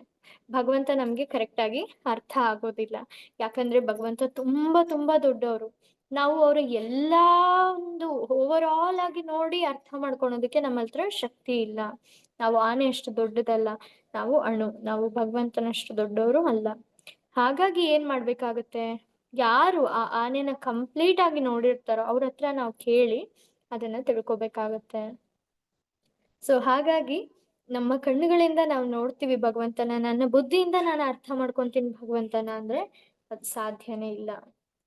ಸೊ ನಮ್ಮ ಲಾಜಿಕ್ ಯಾವಾಗ್ಲೂ ಕೆಲಸ ಮಾಡೋದಿಲ್ಲ. ಯಾಕೆ? ಸೊ ಅದೇ ಈಗ ಆಯ್ತಲ್ಲ, ಗೋಪಿಯರ್ ಲಾಜಿಕ್ ಕೆಲಸ ಮಾಡ್ಲಿಲ್ಲ. ಗೋಪಿಯರ್ಗೆ ಏನ್ ಅನ್ನಿಸ್ತು? ಕೃಷ್ಣ ವೈರಾಗ್ಯ ಆಗಕ್ ಸಾಧ್ಯನೇ ಇಲ್ಲ ಅಂತ. ಆದ್ರೆ ಆ ಲಾಜಿಕ್ ತಪ್ಪಾಯ್ತು. ಯಾಕೆ ಅಂದ್ರೆ ಅವರಿಗೆ ಇನ್ನೂ ಅರ್ಥ ಆಗಿರ್ಲಿಲ್ಲ ಭಗವಂತ ಏನ್ ಮಾಡಿದ್ರು ಅಂತ. ಸೊ ಅದೇ ತರ ನಮ್ಮ ಲಾಜಿಕ್ ಕೂಡ ಅರ್ಥ ಆಗೋದಿಲ್ಲ. ಸೊ ಯಾಕೆ ಅಂದ್ರೆ ನಮ್ಮಲ್ಲಿ 4 ದೋಷಗಳಿವೆ. 4 ದೋಷಗಳು ಏನೇನು ಅಂತ ಅಂದ್ರೆ ಅದು ಎಲ್ಲರಿಗೂ ಇದೆ. ಸೊ ಮನುಷ್ಯ ಅಂದ್ರೇನೆ ಏನು? ದೋಷಗಳು ಖಂಡಿತ ಇರುತ್ತೆ. ಭಗವಂತ ಅಂದ್ರೆ ಯಾವುದೇ ದೋಷ ಇರೋದಿಲ್ಲ. ಸೊ ನಮ್ಮಲ್ಲಿರುವಂತ ದೋಷಗಳು ಯಾವ್ಯಾವು ಅಂತ ಅಂದ್ರೆ ಅಪೂರ್ಣ ಇಂದ್ರಿಯಗಳು. ಅಪೂರ್ಣ ಇಂದ್ರಿಯಗಳು. ಮತ್ತೆ ಇನ್ನೊಂದು ಬಂದ್ಬಿಟ್ಟು ತಪ್ಪು ಮಾಡುವಂತಹ ಪ್ರವೃತ್ತಿ ಇರುತ್ತೆ ನಮ್ಗೆ. ತಪ್ಪು ಮಾಡೋಕೆ ತುಂಬಾ ಆಸೆ. ಐ ಮೀನ್ ನಾವ್ ಮಾಡ್ಲಿಲ್ಲ ಅಂದ್ರೂ ತಪ್ಪಾಗೋಗುತ್ತೆ. ಮತ್ತೆ ಭ್ರಮೆಗೊಳಗಾಗುವಂತಹ ದೌರ್ಬಲ್ಯ. ನಮ್ಗೆ ಈಸಿಯಾಗಿ ನಂಬಿ ಬಿಡ್ತೀವಿ. ತಪ್ಪಿರೋದನ್ನ ನಾವು ಸರಿ ಅಂತ ನಂಬಿ ಬಿಡ್ತೀವಿ. ಮತ್ತೆ ಮೋಸ ಮಾಡುವ ಪ್ರವೃತ್ತಿ. ನಾವು ಬೇರೆಯವರಿಗೆ ಮೋಸ ಮಾಡೋದಕ್ಕೆ ಬಹಳ ಆ ಏನು ಇಚ್ಛೆ ಆಗುತ್ತೆ. ಅಂದ್ರೆ ನಮಗ್ ನಾವೇ ಮೋಸ ಮಾಡ್ಬಿಡ್ತೀವಿ ಬೇರೆಯವ್ರಿಗೆ. ನಮ್ಗೆ ಗೊತ್ತಾಗ್ದೇನೆ ಆಗೋಗುತ್ತೆ ಕೆಲವೊಂದ್ಸರಿ. ಸೊ ಇವೆಲ್ಲ ಬಂದ್ಬಿಟ್ಟು ನಮ್ಮಲ್ಲಿರುವಂತಹ ದೋಷಗಳು. ಸೊ ನಮ್ಮಲ್ಲಿರುವಂತಹ ದೋಷಗಳಿಂದ ಪರಿಪೂರ್ಣ ಆಗಿರುವಂತಹ ಭಗವಂತನ ಅರ್ಥ ಮಾಡ್ಕೊಳೋದಕ್ಕೆ ಆಗುತ್ತೆ ಅಂತ ಅನ್ಕೊಳೋದು ನಮ್ಮ ಅಹಂಕಾರ ಆಗುತ್ತೆ. ಯಾಕಂದ್ರೆ ಪರ್ಫೆಕ್ಟ್ ಆಗಿರುವಂತಹ ಭಗವಂತನ ನಮ್ಮ ಇಂಪರ್ಫೆಕ್ಟ್ ಸೆನ್ಸಸ್ ಇಂದ ಅರ್ಥ ಮಾಡ್ಕೊಳೋದಕ್ಕೆ ಸಾಧ್ಯನೇ ಇಲ್ಲ. ಸೊ ಇಲ್ಲಿ ಹೇಳ್ತಾ ಇದ್ದಾರೆ, ಜ್ಞಾನವನ್ನ ಪಡಿಬೇಕಾಗಿರುವಂತಹ ಒಂದು ದಾರಿಯಲ್ಲಿ 3 ಮಾರ್ಗಗಳಿವೆ. ಸೊ 3 ತರ ನಾವು ಯಾವುದೇ ಒಂದು ಜ್ಞಾನವನ್ನ ಈ ಒಂದು ಜಗತ್ತಲ್ಲಿ ಪಡಿತೀವಿ. ಅದು ಯಾವ್ಯಾವ ತರ ಅಂದ್ರೆ ಪ್ರತ್ಯಕ್ಷ, ಪ್ರತ್ಯಕ್ಷ ಪ್ರಮಾಣ ಅಂದ್ರೆ ನೇರ ಗ್ರಹಿಕೆಯಿಂದ ನಮ್ಮ ಕಣ್ಣಾರೆ ಅಥವಾ ನಮ್ಮ ಇಂದ್ರಿಯಗಳ ಮೂಲಕ ಗ್ರಹಿಸುವಂತಹ ಒಂದು ಜ್ಞಾನ, ಅದು ಬಂದ್ಬಿಟ್ಟು ಪ್ರತ್ಯಕ್ಷ ಪ್ರಮಾಣ. ಇನ್ನೊಂದು ಬಂದ್ಬಿಟ್ಟು ಅನುಮಾನ ಪ್ರಮಾಣ. ಅಂದ್ರೆ ಯಾವ್ದೋ ಒಂದು ಎವಿಡೆನ್ಸ್ ಸಿಗುತ್ತೆ, ಅದ್ರ ಮೇಲೆ ನಾವು ಊಹೆ ಮಾಡ್ಕೊಂತೀವಿ. ಇದಿರ್ಬೋದು ಅದಿರ್ಬೋದು ಅಂತ ಹೇಳಿ ಊಹೆ ಮಾಡ್ಕೊಂತೀವಿ. ಇದು ಬಂದ್ಬಿಟ್ಟು ಅನುಮಾನ ಪ್ರಮಾಣ. ಅನುಮಾನ ಪಡ್ತೀವಿ ಆ ಒಂದು ಸಿಕ್ಕಿರುವಂತ ಇದ್ರ ಮೇಲೆ. ಇನ್ನೊಂದು ಬಂದ್ಬಿಟ್ಟು ಶಬ್ದ ಪ್ರಮಾಣ. ಶಬ್ದ ಪ್ರಮಾಣ ಅಂದ್ರೆ ಒಂದು ಅಧಿಕೃತ ಮೂಲದಿಂದ ನಾವು ವಿಚಾರಿಸಿ ತಿಳ್ಕೊಳ್ಳುವಂತಹ ಪ್ರಮಾಣ. ಅಂದ್ರೆ ಯಾರಿಗೆ ಕಂಪ್ಲೀಟ್ ಆಗಿ ಗೊತ್ತೋ ಅವರಿಂದ ತಿಳ್ಕೊಳ್ಳುವಂತ ಪ್ರಮಾಣ ಬಂದ್ಬಿಟ್ಟು ಶಬ್ದ ಪ್ರಮಾಣ. ಸೊ ಇಲ್ಲಿ 3 ತರಹದ ಪ್ರಮಾಣಗಳಿವೆ. ಸೊ ಆ 3 ತರಹದಲ್ಲಿ ಕೂಡ ಜನರು ಭಗವಂತನನ್ನ ಅರ್ಥ ಮಾಡ್ಕೊಳೋದಕ್ಕೆ ಅಂತ ಟ್ರೈ ಮಾಡ್ತಾರೆ. ಸೊ ಪ್ರತ್ಯಕ್ಷ ಪ್ರಮಾಣದಲ್ಲಿ ಏನಾಗುತ್ತೆ ಅಂತ ಅಂದ್ರೆ ನಾವು ನೋಡೋದ್ರಿಂದ, ಸುಮ್ನೆ ನೋಡೋದ್ರಿಂದಾನೇ ನಾವು ಅದನ್ನ ನಂಬಿಬಿಡ್ತೀವಿ. ಸೊ ಹೇಳ್ತಾರೆ ಅಲ್ವಾ, ಪ್ರತ್ಯಕ್ಷವಾಗಿ ಕಂಡ್ರು ಕೂಡ ಪ್ರಮಾಣಿಸಿ ನೋಡು ಅಂತ ಹೇಳಿ ಹೇಳ್ತಾರೆ. ಸೊ ಇಲ್ಲಿ ನಾವು ಭೌತಿಕ ಇಂದ್ರಿಯಗಳಿಂದ ಆ ಒಂದು ಜ್ಞಾನವನ್ನ ಪಡೆಯೋದಕ್ಕೆ ಟ್ರೈ ಮಾಡ್ತೀವಿ. ಇದು ಜನರಲ್ ಆಗಿ ಸೈಂಟಿಸ್ಟ್ ಮಾಡುವಂತಹ ಒಂದು ಕೆಲಸ. ಸೈಂಟಿಸ್ಟಿಗೆ ಏನ್ ಬೇಕು? ಪ್ರೂಫ್ ಬೇಕು. ಅವ್ರ ಕಣ್ಣಾರೆ ನೋಡಿದ್ರೆ ಮಾತ್ರ ಅವರು ಅದನ್ನ ನಂಬ್ತಾರೆ. ಆದ್ರೆ ಇದು ಒಂಥರ ಹೆಂಗ್ ಅನ್ಸುತ್ತೆ ಅಂದ್ರೆ ಅಹಂಕಾರ ಅನ್ಸುತ್ತೆ. ಅವರು ಹೆಂಗ್ ನಂಬ್ತಾರೆ? ಅವ್ರ ಕಣ್ಣಿಗೆ ಕಂಡಿದ್ದೆಲ್ಲ ಸತ್ಯ ಅಂತ ಹೇಗ್ ಅನ್ಕೊಂತಾರೆ? ಅವ್ರ ಕಣ್ಗಳೇನ್ ಅಂಥ ದೊಡ್ಡ ಪರ್ಫೆಕ್ಟ್? ಅವ್ರ ಕಣ್ಣಿಗೆ ಯಾವತ್ತೂ ಇದಾಗಕ್ ಸಾಧ್ಯನೇ ಇಲ್ವಾ? ನಮ್ಗೆ ಸೂರ್ಯನ್ ಬೆಳಕು ಅಥವಾ ಒಂದು ಬಲ್ಪಿನ ಬೆಳಕಿಲ್ಲ ಅಂದ್ರೇನೆ ನಮ್ ಕಣ್ಣಿಗೆ ಕಾಣೋದಿಲ್ಲ ಏನು. ಸೊ ಆದ್ರೂ ಕೂಡ ಅಷ್ಟೊಂದು ಜಂಬ ಇರುತ್ತೆ, ನನ್ ಕಣ್ಣಿಂದ ನಾನ್ ನೋಡಿದ್ದನ್ ಮಾತ್ರ ನಂಬ್ತೀನಿ ಅಂತ. ಈಗ ನಮ್ಗೆ ಆಕ್ಚುಲಿ ನೋಡ್ತಾ ಇದ್ರೆ ರೇಡಿಯೋ ವೇವ್ಸ್ ಎಲ್ಲ ಬರುತ್ತೆ. ಫೋನಿಗೆ ನಮ್ ಸಿಗ್ನಲ್ಸ್ ಎಲ್ಲ ಬರುತ್ತೆ. ಆ ಸಿಗ್ನಲ್ಸ್ ನಮ್ ಕಣ್ಣಿಗೆ ಕಾಣೋದಿಲ್ಲ. ಆದ್ರೆ ಆ ಸಿಗ್ನಲ್ಸ್ ಇದೆ. ನಾವ್ ಅದನ್ನ ಇಲ್ಲ ಅಂತ ಹೇಳಕ್ ಬರಲ್ಲ. ಯಾಕಂದ್ರೆ ನಮ್ ಕಣ್ಣಿಗೆ ಕಂಡಿಲ್ಲ, ಅದಕ್ಕೆ ಸಿಗ್ನಲ್ ಇಲ್ಲ ಅಂತ ಹೇಳಕ್ ಆಗುತ್ತಾ? ಇಲ್ಲ. ನಮ್ ಫೋನ್ ನಡೀತಾ ಇರೋದೇ ಸಿಗ್ನಲ್ ಇಂದ. ಸೊ ಈ ತರ ಅವರು ಭಗವಂತನನ್ನ ತೋರ್ಸು, ನನ್ ಕಣ್ಣಿಗೆ ತೋರ್ಸಿದ್ರೆ ಮಾತ್ರ ನಾನ್ ನಂಬ್ತೀನಿ, ಆತ್ಮನ ತೋರ್ಸು ನೀನು, ಅವಾಗ ಮಾತ್ರ ನಾನ್ ನಂಬ್ತೀನಿ ಅಂತ ಕೇಳೋದೇನಾಗುತ್ತೆ? ತಪ್ಪಾಗುತ್ತೆ. ಯಾಕಂದ್ರೆ ನಿಮ್ಮ ಕಣ್ಣು ಅಷ್ಟು ಸರಿ ಇಲ್ಲ ಆತ್ಮವನ್ನ ನೋಡೋದಕ್ಕೆ. ಸೊ ಇನ್ನೊಂದು ಪ್ರಮಾಣ ಬಂದ್ಬಿಟ್ಟು ಅನುಮಾನ ಪ್ರಮಾಣ. ಅನುಮಾನ ಪ್ರಮಾಣನ ಕೆಲವು ಜ್ಞಾನಿಗಳು ಮತ್ತೆ ಫಿಲಾಸಫರ್ಸ್ ಇವರೆಲ್ಲ ಮಾಡ್ತಾರೆ. ಸೊ ಯಾರು ತತ್ವದರ್ಶಿಗಳಿರ್ತಾರೋ ಅವರು ಊಹೆ ಮಾಡ್ತಾರೆ. ಯಾವ್ದೋ ಒಂದು ಎವಿಡೆನ್ಸ್ ಸಿಕ್ಮೇಲೆ ಅದನ್ನ ಊಹೆ ಮಾಡ್ತಾರೆ. ಇದು ಹೀಗಿರ್ಬೋದು ಅಥವಾ ಹಾಗಿರ್ಬೋದು ಅಥವಾ ಇನ್ನೊಂದೇನೋ ಇರ್ಬೋದು. ನನಗನ್ಸಿದ ಪ್ರಕಾರ ಹೀಗೆ, ನನ್ಗನ್ಸಿದ ಪ್ರಕಾರ ಹಾಗೆ. ನಾವು ಭಗವದ್ಗೀತೆಯನ್ನ ಫಸ್ಟ್ ಡೇ ಏನ್ ಹೇಳಿದ್ವಿ ಹೇಳಿ? ಕೆಲವೊಬ್ರು ನನ್ ಪ್ರಕಾರ ಹೀಗೆ, ನನ್ ಪ್ರಕಾರ ಹಾಗೆ ಅಂತ ಹೇಳಿ ಬರೀತಾರೆ. ತತ್ವದರ್ಶಿಗಳು ಅಂದ್ರೆ ಫಿಲಾಸಫರ್ಸ್ ಮಾತಾಜಿ. ಅಂದ್ರೆ ಈಗ ಇದು ಹೇಳ್ತಾರಲ್ಲ ಕೆಲವೊಬ್ರು ಫಿಲಾಸಫಿ ಮಾತಾಜಿ ಯಾವ ತರ ಹೇಳೋದು, ಆತ್ಮ ದೇಹ ಇದ್ರ ಬಗ್ಗೆನೇ ಹೇಳ್ತಾರೆ ಕೆಲವೊಬ್ರು. ಕೆಲವೊಬ್ರು ಬರೀ ನಮ್ಮ ಮೆಟೀರಿಯಲ್ ಇದನ್ನ ಮಾತ್ರ ನೋಡೋದಿಲ್ಲ, ಅದ್ರ ಆಚೆಗೂ ಏನೋ ಇದೆ. ಮನಸ್ಸಿನ ಜೊತೆ ಅವ್ರು ನೋಡ್ತಾರೆ, ಮತ್ತೆ ಬುದ್ಧಿ ಜೊತೆ ಅವ್ರು ನೋಡ್ತಾರೆ. ಸೊ ಮನಸ್ಸು ಮತ್ತೆ ಬುದ್ಧಿ ಮೇಲೆ ಅವರು ಸ್ವಲ್ಪ ರಿಸರ್ಚ್ ಮಾಡ್ತಾರೆ, ಏನಿದು ಹೆಂಗ್ ವರ್ಕ್ ಆಗುತ್ತೆ ಆ ತರ ಎಲ್ಲ. ಸೊ ಅದ್ರ ಜೊತೆಗೆ ಕೆಲವೊಂದ್ಸರಿ ದೇವ್ರನ್ನು ತರ್ತಾರೆ. ಬಟ್ ಅವ್ರ ಇಚ್ಛೆ ಪ್ರಕಾರ ಅದನ್ನ ಅವರು ಊಹೆ ಮಾಡ್ಕೊಂತಾರೆ, ಹಿಂಗಿರ್ಬೋದು ಹಂಗಿರ್ಬೋದು ಅಂತ. ಹಂಗೇನಿಲ್ಲ, ಕೆಲವೊಬ್ರು ಆಸ್ತಿಕರು ಇರ್ತಾರೆ, ಕೆಲವೊಬ್ರು ನಾಸ್ತಿಕರು ಇರ್ತಾರೆ ಫಿಲಾಸಫರ್ಸ್. ಸೊ ಆ ತರ. ಸೊ ಆ ಫಿಲಾಸಫರ್ಸ್ ಈ ತರ ಮಾಡ್ತಾರೆ ಏನಂತ, ಒಂದು ಸಾಕ್ಷಿ ಸಿಗುತ್ತೆ, ಆ ಸಾಕ್ಷಿ ಮೇಲೆ ಅವರು ಊಹೆ ಮಾಡ್ಕೊಂತಾರೆ, ಓ ಈ ತರ ಇರ್ಬೋದು ಆ ತರ ಇರ್ಬೋದು ಅಂತ ಹೇಳಿ. ಸೊ ಇದು ಬಂದ್ಬಿಟ್ಟು ಅನುಮಾನ ಪ್ರಮಾಣ ಆಗುತ್ತೆ. ಇನ್ನೂ ಒಂದು ಪ್ರಮಾಣ ಇದೆ, ಅದು ಯಾವುದು ಅಂದ್ರೆ ಶಬ್ದ ಪ್ರಮಾಣ. ಶಬ್ದ ಪ್ರಮಾಣ ಬಂದ್ಬಿಟ್ಟು ಯಾರಿಗೆ ಗೊತ್ತು ಕರೆಕ್ಟ್ ಆಗಿ ಅವರಿಂದ ತಿಳ್ಕೊಳ್ಳುವಂತಹ ಪ್ರಮಾಣ. ಅಂದ್ರೆ ಅಧಿಕೃತವಾಗಿರುವಂತಹ ಮೂಲದಿಂದ ತಿಳ್ಕೊಳ್ಳುವಂತಹ ಒಂದು ಜ್ಞಾನ. ಸೊ ಇದಕ್ಕೊಂದು ಎಕ್ಸಾಂಪಲ್ ನಾವು ಕೇಳೋದಾದ್ರೆ, ತಂದೆ, ನನ್ನ ತಂದೆ ಯಾರು ಅನ್ನೋ ಒಂದು ಪ್ರಶ್ನೆಗೆ ನಾವು DNA ಟೆಸ್ಟ್ ಮಾಡ್ತೀವ ಯಾರು ನನ್ನ ತಂದೆ ಅಂತ? ಇಲ್ಲ. ಊಹೆ ಮಾಡ್ತೀವ ಇವ್ರು ಇರ್ಬೋದು ಅಂತ? ಇಲ್ಲ, ಸಾಧ್ಯನೇ ಇಲ್ಲ. ಸೊ ಇವೆರಡನ್ನೂ ಮಾಡೋದಿಲ್ಲ ನಾವು. ಏನ್ ಮಾಡ್ತೀವಿ? ನನ್ನ ತಂದೆ ಯಾರು ಅಂತ ತಿಳ್ಕೊಳ್ಳೋದಕ್ಕೆ ಏನ್ ಮಾಡ್ತೀವಿ ನಾವು? ನಾವು ನಮ್ಮ ತಾಯಿಯನ್ನ ಕೇಳ್ತೀವಿ ಅಲ್ವಾ? ಯಾಕಂದ್ರೆ ತಾಯಿಗೆ ಗೊತ್ತು ತಂದೆ ಯಾರು ಅಂತ. ಸೊ ತಾಯಿಯನ್ನ ಕೇಳ್ತೀವಿ ನಾವು, ನನ್ನ ಅಪ್ಪ ಯಾರು ಅಂತ. ಆಗ ಯಾಕೆ ಕೇಳ್ತೀವಿ ಹೇಳಿ? ಯಾಕಂದ್ರೆ ತಾಯಿ ಒಬ್ಬ ಅಧಿಕೃತವಾಗಿರುವಂತಹ ಸೋರ್ಸ್, ನಮ್ಗೆ ಜ್ಞಾನದ ಒಂದು ಮೂಲ, ಅಧಿಕೃತವಾದ ಜ್ಞಾನ ಸಿಗುತ್ತೆ ತಾಯಿಯಿಂದ. ಹಾಗಾಗಿ ನಾವು ತಾಯಿಯನ್ನ ಡೈರೆಕ್ಟ್ ಆಗಿ ಕೇಳ್ಬಿಡ್ತೀವಿ. ಇಷ್ಟೊಂದೆಲ್ಲ ಕಷ್ಟ ಬೇಕಾ ನಮ್ಗೆ ಅಪ್ಪ ಯಾರು ಅಂತ ತಿಳ್ಕೊಳ್ಳೋಕೆ? ಇಲ್ಲ. ಸೊ ಇದು ಬಂದ್ಬಿಟ್ಟು ಶಬ್ದ ಪ್ರಮಾಣ. ಸೊ ನಾವು ಕೂಡ ಭಗವಂತನ ಬಗ್ಗೆ ನಾವು ಶಬ್ದ ಪ್ರಮಾಣದಿಂದ ತಿಳ್ಕೊಳ್ಳೋದು ಉತ್ತಮ. ಯಾಕಂದ್ರೆ ಭಗವಂತ ನಮ್ಗೆ ಅಷ್ಟು ಈಸಿಯಾಗಿ ಅರ್ಥ ಆಗೋದಿಲ್ಲ. ಸೊ ಇದೇ ರೀತಿಯಲ್ಲಿ ಶಬ್ದ ಪ್ರಮಾಣದ ಮೂಲಕನೇ ನಾವು ಭಗವಂತನ ಬಗ್ಗೆ ತಿಳ್ಕೊಬೇಕಾಗತ್ತೆ. ಸೊ ಆಯ್ತು, ನಂಗೆ ಗೊತ್ತಾಯ್ತು, ಮತ್ತೆ ಯಾರಿಂದ ತಿಳ್ಕೊಳ್ಳಿ ನಾನು ಅಂತ ಅಂದ್ರೆ, ನಾವು ಸಾಕ್ಷಾತ್ ಭಗವಂತನೇ ಕೊಟ್ಟಿರುವಂತಹ ಧರ್ಮ ಗ್ರಂಥಗಳಿಂದ ನಾವು ತಿಳ್ಕೊಬೇಕಾಗತ್ತೆ. ಸೊ ಧರ್ಮ ಗ್ರಂಥಗಳನ್ನ ಅಪೌರುಷೇಯ ಗ್ರಂಥ ಅಂತ ಕರೀತಾರೆ. ಅಂದ್ರೆ ನಮ್ಮಲ್ಲಿರುವಂತಹ ಯಾವ ವ್ಯಕ್ತಿಗಳು ಕೂಡ ಅದನ್ನ ಬರ್ದಂತವ್ರು ಅಲ್ಲ, ಅದು ಭಗವಂತನಿಂದಾನೇ ಸ್ವಯಂ ಬಂದಿರೋದು. ನಮ್ಮ ವೇದಗಳು, ಶಾಸ್ತ್ರಗಳು ಇವೆಲ್ಲ ಏನಿದೆ ಅಲ್ಲ, ಇದು ಯಾವಾಗ ಬರ್ದಿದ್ದು ಅಂತ ಇಲ್ಲ. ಯಾವಾಗಿಂದ ಬರ್ತಾ ಇದೆ ಅಂತ ನಮ್ಗೆ ಊಹೆ ಕೂಡ ಮಾಡಕ್ಕಾಗಲ್ಲ. ಅಷ್ಟು ಈ ಸೃಷ್ಟಿ ಆದಾಗಿಂದನೂ ಬರ್ತಾ ಇದೆ ಅದು. ಅದನ್ನ ಒಂದು ಡಿವೈಡ್ ಮಾಡಿ ಒಂದು ವಿಭಾಗಗಳನ್ನಾಗಿ ಮಾಡಿದ್ದು ಬಂದ್ಬಿಟ್ಟು ವ್ಯಾಸದೇವ. ಆದ್ರೆ ಅದಕ್ ಮುಂಚೆಯಿಂದ ಕೂಡ ಏನು ಈ ಒಂದು ಶಾಸ್ತ್ರಗಳು, ಭಗವದ್ಗೀತೆ ಜ್ಞಾನ, ಉಪನಿಷತ್ಗಳು, ವೇದಗಳು ಇವೆಲ್ಲ ಕೂಡ ಮುಂಚಿಂದಾನೇ ಇತ್ತು. ಹಾಗಾಗಿ ಅವನ್ನ ಅಪೌರುಷೇಯ ಅಂತ ಹೇಳಿ ಕರೀತಾರೆ. ಅಪೌರುಷೇಯ ಅಂತ ಅಂದ್ರೆ ಯಾವುದೇ ಒಬ್ಬ ದೋಷಪೂರಿತ ವ್ಯಕ್ತಿಯಿಂದ ಅವು ಬರ್ದಂಥವಲ್ಲ. ಅವು ಸಾಕ್ಷಾತ್ ಭಗವಂತನಿಂದನೇ ಬಂದಿರೋದು. ಯಾರು ಈ ಸೃಷ್ಟಿ ಮಾಡಿದಾರೋ ಅವರಿಂದಾನೇ ಬಂದಿರುವಂತಹದ್ದು. ಸೊ ಅಂತಹ ಧರ್ಮ ಗ್ರಂಥಗಳು ಅವು ದೇವರ ವಾಕ್ಯ ಆಗಿದೆ, ಮತ್ತೆ ಅದು ಪರಂಪರೆಯಲ್ಲಿ ಬರುತ್ತದೆ. ಸೊ ಇದನ್ನ ನಾವು ಆಗ್ಲೇ ಚರ್ಚೆ ಮಾಡಿದ್ವಿ. ನಾವು ಯಾವ ಭಗವದ್ಗೀತೆಯನ್ನ ಓದ್ಬೇಕು, ನಾವು ಯಾರಿಂದ ಆಧ್ಯಾತ್ಮಿಕ ವಿದ್ಯೆಯನ್ನ ಪಡಿಬೇಕು ಅಂತ ಅಂದ್ರೆ, ಯಾರ ವಿದ್ಯೆ ಪರಂಪರೆಯಲ್ಲಿ ಬರ್ತಾ ಇದೆಯೋ ಅದನ್ನ ಕಲಿಬೇಕು. ಯಾಕಂದ್ರೆ ಕೃಷ್ಣನೇ ಹೇಳ್ತಾರೆ ಭಗವದ್ಗೀತೆಯಲ್ಲಿ ಏನಂತ, ಏವಂ ಪರಂಪರಾ ಪ್ರಾಪ್ತಂ ಇಮಂ ರಾಜರ್ಷಯೋ ವಿದುಹು. ಅಂದ್ರೆ ಈ ಒಂದು ಜ್ಞಾನ ನಾನ್ ನಿನಗೆ ಕೊಡ್ತಿದ್ದೀನಲ್ಲ ಅರ್ಜುನ, ನಾನ್ ಕೊಡ್ತಿರುವಂತ ಜ್ಞಾನ ಹಿಂದೆ ಪರಂಪರೆ ಮೂಲಕ ಬರ್ತಾ ಇತ್ತು. ಸೊ ವಿವಸ್ವಾನ್ ಸೂರ್ಯದೇವ ಅವನು ಯಾರಿಗ್ ಹೇಳ್ದ, ಮನುವಿಗೆ ಹೇಳ್ದ, ವೈವಸ್ವತ ಮನುಗೆ ಹೇಳ್ದ.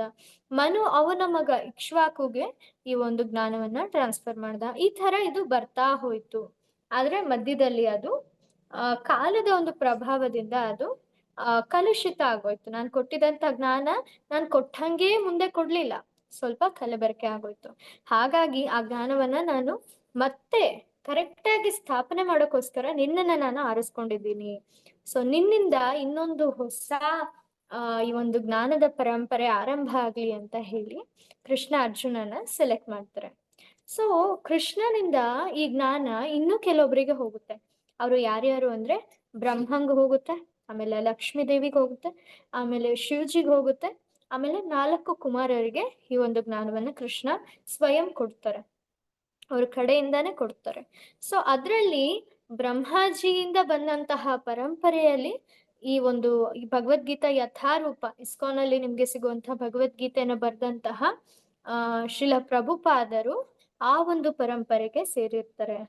ಸೊ ಅವರ ಗುರು ಅವರ ಗುರು ಅವರ ಗುರು ಅವರ ಗುರು ಅಂತ ನೋಡ್ಕೊಂಡು ಹೋದ್ರೆ ಅದು ಕೃಷ್ಣನ ಹತ್ರ ತಲುಪುತ್ತೆ. ಸೊ ಇಲ್ಲಿ ನಾವು ನೋಡ್ತಾ ಇದ್ದೀವಿ, ಕೃಷ್ಣನಿಂದ ಈ ಒಂದು ಜ್ಞಾನ ಬ್ರಹ್ಮಾಜಿಗ್ ಬಂತು, ಬ್ರಹ್ಮಾಜಿಯಿಂದ ನಾರದ ಮಹರ್ಷಿಗ್ ಬಂತು, ನಾರದರಿಂದ ವ್ಯಾಸ ದೇವರಿಗೆ ಬಂತು, ಸೊ ವ್ಯಾಸರಿಂದ ಮಧ್ವಾಚಾರ್ಯರಿಗೆ ಬಂತು, ಮಧ್ವಾಚಾರ್ಯರಿಂದ ನರಹರಿ ಅವರಿಗೆ ಬಂತು. ಇದೇ ತರ ಬರ್ತಾ ಬರ್ತಾ ಏನಾಯ್ತು, ಭಕ್ತಿ ವಿನೋದ ಠಾಕೂರ, ಆಮೇಲೆ ಗೌರಕಿಶೋರ್ ದಾಸ್ ಬಾಬಾಜಿ ಮಹಾರಾಜ್, ಆಮೇಲೆ ಭಕ್ತಿ ಸಿದ್ಧಾಂತ ಸರಸ್ವತಿ ಠಾಕೂರ್, ಅದಾದ್ಮೇಲೆ ನಮ್ಮ ಶಿಲ ಪ್ರಭುಪಾದರು. ಶಿಲ ಪ್ರಭುಪಾದರು ಈ ಒಂದು ಗುರು ಪರಂಪರೆಯಲ್ಲಿ 32ನೇ ಗುರು. ಸೊ 32ನೇ ಗುರು ಆಗಿದ್ದಾರೆ. ಸೊ ನೋಡಿ ಎಂಥ ಅಧಿಕೃತವಾದಂತ ಭಗವದ್ಗೀತೆ ಜ್ಞಾನವನ್ನ ನಾವು ಕಲಿತಾ ಇದ್ದೀವಿ. ಸೊ ಹಾಗೆ ನಾವು ಯಾವ ಜ್ಞಾನವನ್ನ ಪಡಿಬೇಕಂದ್ರು ಭಗವಂತನ ಬಗ್ಗೆ, ಆಧ್ಯಾತ್ಮಿಕ ಜ್ಞಾನದ ಬಗ್ಗೆ, ನಾವು ಈ ಗುರು ಪರಂಪರೆ ನಡೀತಾ ಇದೀಯಾ, ನಾವು ಯಾರು ಭಗವದ್ಗೀತೆ ಬರ್ದಿದಾರಲ್ಲ ಅವರ ಗುರುಗಳು ಯಾರು, ಆ ಗುರುಗಳ ಗುರುಗಳು ಯಾರು, ಅವ್ರ ಗುರುಗಳು ಯಾರು, ಇದು ಹೋಗಿ ಭಗವಂತನ ಹತ್ರ ಕನೆಕ್ಟ್ ಆಗ್ತಾ ಇದೀಯಾ, ಇದನ್ನ ನೋಡಿದ್ಮೇಲೆ ನಾವು ಯಾವ್ದೇ ಒಂದು ಭಗವದ್ಗೀತೆಯನ್ನ ಖರೀದಿ ಮಾಡ್ಬೇಕಾಗುತ್ತೆ. ಸೊ ನಮ್ಮ ಮಕ್ಕಳ ವಿಷಯದಲ್ಲಿ ಕೂಡ ನಾವು ಎಷ್ಟು ಜಾಗರೂಕತೆಯಿಂದ ಸ್ಕೂಲ್ನ ಸೆಲೆಕ್ಟ್ ಮಾಡ್ತೀವಿ ಅಲ್ವಾ. ಸೊ ಆ ಟೀಚರು ಅವ್ರಿಗೇನು ಗೊತ್ತಿಲ್ಲ, ಅವ್ರು ಯಾರ ಹತ್ರನೂ ಓದಿಲ್ಲ, ಆದ್ರೆ ಬಂದ್ಬಿಟ್ಟಿದ್ದಾರೆ, ನಾನ್ ನಿನ್ ಟೀಚ್ ಮಾಡ್ತೀನಿ ಅಂತ. ಕಳಿಸ್ತೀರಾ ಅಂತ ಟೀಚರ್ ಹತ್ರ? ಇಲ್ಲ. ನೀವು ನೋಡ್ತೀರಾ ಅವರು ಒಂದು ಇನ್ಸ್ಟಿಟ್ಯೂಷನ್ ಅಲ್ಲಿ ಇದಾರ, ಒಂದು ಸ್ಕೂಲ್ ಆ ಸ್ಕೂಲ್ ಗೌರ್ಮೆಂಟ್ ಕನೆಕ್ಟ್ ಆಗಿರೋಂತ ಸ್ಕೂಲ್ ಇದೆಯಾ, ನಮ್ಮ ಕರ್ನಾಟಕ ಸರ್ಕಾರ ಆ ಸ್ಕೂಲ್ನ ಅಪ್ರೂವ್ ಮಾಡಿದಾರಾ? ಸೊ ಇದನ್ನೆಲ್ಲ ನಾವು ನೋಡಿ ಏನ್ ಮಾಡ್ತೀವಿ, ಕ್ವಾಲಿಫೈಡ್ ಟೀಚರ್ಸ್ ಇದಾರಾ ಆ ಒಂದು ಸ್ಕೂಲಲ್ಲಿ, ಅವ್ರು ನಿಜವಾಗ್ಲೂ ಕಲ್ತಿದಾರಾ, ಅವ್ರಿಗೆ ಯಾರಾದ್ರೂ ಗುರು ಇದ್ರಾ, ಇದನ್ನೆಲ್ಲ ನೋಡ್ತೀವಿ. ಅದೇ ತರ ನಾವು ಇಲ್ಲಿ ಕೂಡ ಖಂಡಿತವಾಗ್ಲಿ ನೋಡ್ಲೇಬೇಕಾಗತ್ತೆ, ಇಲ್ಲಾಂದ್ರೆ ನಾವು ಮೋಸ ಹೋಗ್ತೀವಿ. ಮೋಸ ಮಾಡೋಂಥವ್ರು ತುಂಬಾ ಜನ ಇದ್ದಾರೆ, ಅದು ಮಾನವರ ಪ್ರವೃತ್ತಿ. ಮೋಸ ಹೋಗೋದು ನಮ್ಮ ಕೆಲ್ಸ ಆಗ್ಬಾರ್ದು. ಸೊ ನಾವು ಮೋಸ ಹೋಗ್ಬಾರ್ದು, ನಾವು ಹುಷಾರಾಗಿ ಗಮನಿಸ್ಬೇಕು. ಇದೆಲ್ಲದನ್ನು ಪ್ರಮಾಣ ನೋಡಿದಾದ್ಮೇಲೆ ನಾವು ಯಾರ ಹತ್ರ ಆದ್ರೂ ಕಲಿಯೋದಕ್ಕೆ ಹೋಗ್ಬೇಕು. ಗುರುಗಳನ್ನ ಆಯ್ಕೆ ಮಾಡೋದು ಕೂಡ ಇದೇ ರೀತಿಯಲ್ಲ, ಅವರು ಗುರು ಪರಂಪರೆಯಲ್ಲಿ ಬರ್ತಾ ಇದ್ದಾರ, ಅವರು ಕೃಷ್ಣ ಹೇಳಿದ್ದನ್ನೇ ನಿಜವಾಗ್ಲೂ ರಿಪೀಟ್ ಮಾಡ್ತಾ ಇದ್ದಾರ, ಅದಕ್ಕೆ ಅವ್ರು ಹೇಳಿದ ಪ್ರತಿಯೊಂದು ವಾಕ್ಯಕ್ಕೂ ಕೂಡ ಅವರು ಪ್ರಮಾಣವನ್ನ ಕೊಡ್ತಾ ಇದಾರ, ಭಗವಂತ ಎಲ್ಲಾದ್ರೂ ಹೇಳಿದನ ಇದನ್ನ ಅಂತ ಹೇಳಿ ನಾವು ಚೆಕ್ ಮಾಡ್ಬೇಕಾಗತ್ತೆ. ಸೊ ಈಗ ನಾವು ಚೆಕ್ ಮಾಡ್ತಾ ಇರೋದು ಏನಂದ್ರೆ, ದೇವರು ಯಾರು, ಯಾರು ದೇವರು? ಅದು ಇಸ್ಕಾನ್ ಅವರು ಸುಮ್ನೆ ತೆಗ್ದಿಟ್ಟಿದಾರ ಕೃಷ್ಣನೇ ದೇವರು ಅಂತ? ಇಲ್ಲ. ಸೊ ಅದಕ್ಕೆ ತುಂಬಾ ಪ್ರಮಾಣಗಳಿದೆ. ಅದರಲ್ಲಿ ಒಂದು ಪ್ರಮಾಣ ಬಂದ್ಬಿಟ್ಟು ಬ್ರಹ್ಮ ಸಂಹಿತ. ಸೊ ಬ್ರಹ್ಮ ಸಂಹಿತೆಯನ್ನ ಬರ್ದಿರೋರು ಬಂದ್ಬಿಟ್ಟು ಸಾಕ್ಷಾತ್ ಬ್ರಹ್ಮಾಜಿ. ಬ್ರಹ್ಮಾಜಿ ಏನ್ ಹೇಳ್ತಾರೆ ಅಂತ ಅಂದ್ರೆ, ಈಶ್ವರ ಪರಮ ಕೃಷ್ಣ ಸಚ್ಚಿದಾನಂದ ವಿಗ್ರಹ ಅನಾದಿರ್ ಆದಿರ್ ಗೋವಿಂದ ಸರ್ವ ಕಾರಣ ಕಾರಣಂ. ಇದು ಬಂದ್ಬಿಟ್ಟು ಬ್ರಹ್ಮ ಸಂಹಿತೆಯಲ್ಲಿ 5ನೇ ಚಾಪ್ಟರ್ ಮೊದಲನೇ ಶ್ಲೋಕನೇ ಆಗಿದೆ. ಸೊ ಈಶ್ವರ ಅಂದ್ರೆ ಸುಪ್ರೀಂ ಕಂಟ್ರೋಲರ್. ಪರಮ ಅಂದ್ರೆ ಅವ್ರಿಗಿಂತ ದೊಡ್ಡವ್ರು ಇನ್ಯಾರೂ ಇಲ್ಲ. ಸೊ ಪರಮ ಈಶ್ವರ. ಸೊ ಅವ್ರಿಗಿಂತ ದೊಡ್ಡ ಕಂಟ್ರೋಲರ್ ಇನ್ಯಾರೂ ಇಲ್ಲ. ಯಾರು? ಕೃಷ್ಣ. ಸೊ ಈಶ್ವರ ಪರಮ ಕೃಷ್ಣ ಸಚ್ಚಿದಾನಂದ ವಿಗ್ರಹ. ಅವರ ದೇಹ ಯಾವ ತರ ಇದೆ ಅಂದ್ರೆ ಸತ್ ಚಿತ್ ಆನಂದ. ಸತ್ ಅಂದ್ರೆ ಯಾವಾಗ್ಲೂ ಶಾಶ್ವತವಾಗಿರುವಂತಹದ್ದು, ಚಿತ್ ಅಂದ್ರೆ ಸದಾ ಜ್ಞಾನಪೂರ್ಣವಾಗಿರುವಂತಹ ದೇಹ, ಮತ್ತೆ ಆನಂದ ಅಂದ್ರೆ ಯಾವಾಗ್ಲೂ ಆನಂದ ಭರಿತವಾಗಿರುವಂತಹ ದೇಹ, ಯಾವುದೇ ದುಃಖ ಇಲ್ಲ ಅವರ ದೇಹದಲ್ಲಿ. ಮತ್ತೆ ವಿಗ್ರಹ, ಅವರು ಯಾವುದೋ ಏನು ರೂಪ ಇಲ್ದಿರುವಂತಹ ವ್ಯಕ್ತಿ ಅಲ್ಲ, ಅವರಿಗೆ ರೂಪ ಇದೆ. ಆ ರೂಪವನ್ನು ಕೂಡ ನಮ್ಮ ಶಾಸ್ತ್ರಗಳಲ್ಲಿ ಹೇಳಿದೆ, ಕೃಷ್ಣ ಹೇಗ್ ಕಾಣ್ತಾರೆ ಅಂತ ನಮ್ಗೆಲ್ಲ ಗೊತ್ತು ಅಲ್ವಾ? ಸೊ ಆ ಒಂದು ಆಧಾರದ ಮೇಲೆನೆ ಎಲ್ಲಾ ಒಂದು ಕೃಷ್ಣನ್ ದೇವಸ್ಥಾನಗಳಲ್ಲಿ ಅವರ ವಿಗ್ರಹಗಳು ಇರುತ್ತೆ. ಸೊ ವಿಗ್ರಹ ಅಂದ್ರೆ ಅವರಿಗೆ ರೂಪ ಇದೆ. ಸೊ ದೇವ್ರು ಯಾರು ಅಂದ್ರೆ ನಿರಾಕಾರ. ಅಂದ್ರೆ ಅದು ಒಂದು ಸಣ್ಣ ಸತ್ಯ. ಅದಕ್ಕಿಂತ ದೊಡ್ಡ ಸತ್ಯ ಏನಂದ್ರೆ, ಆ ನಿರಾಕಾರದ ಹಿಂದೆ ಒಬ್ಬ ಸಾಕಾರ ಪುರುಷ ಇದ್ದಾನೆ. ಅವನ್ ಯಾರು? ಭಗವಂತ ಶ್ರೀಕೃಷ್ಣ. ಸೊ ಸಚ್ಚಿದಾನಂದ ವಿಗ್ರಹ. ಅನಾದಿ ಅಂದ್ರೆ ಅವರಿಗೆ ಯಾವುದೇ ರೀತಿ ಅಂತ ಆದಿ ಇಲ್ಲ. ಅವರೇ ಎಲ್ಲದಕ್ಕೂ ಆದಿ.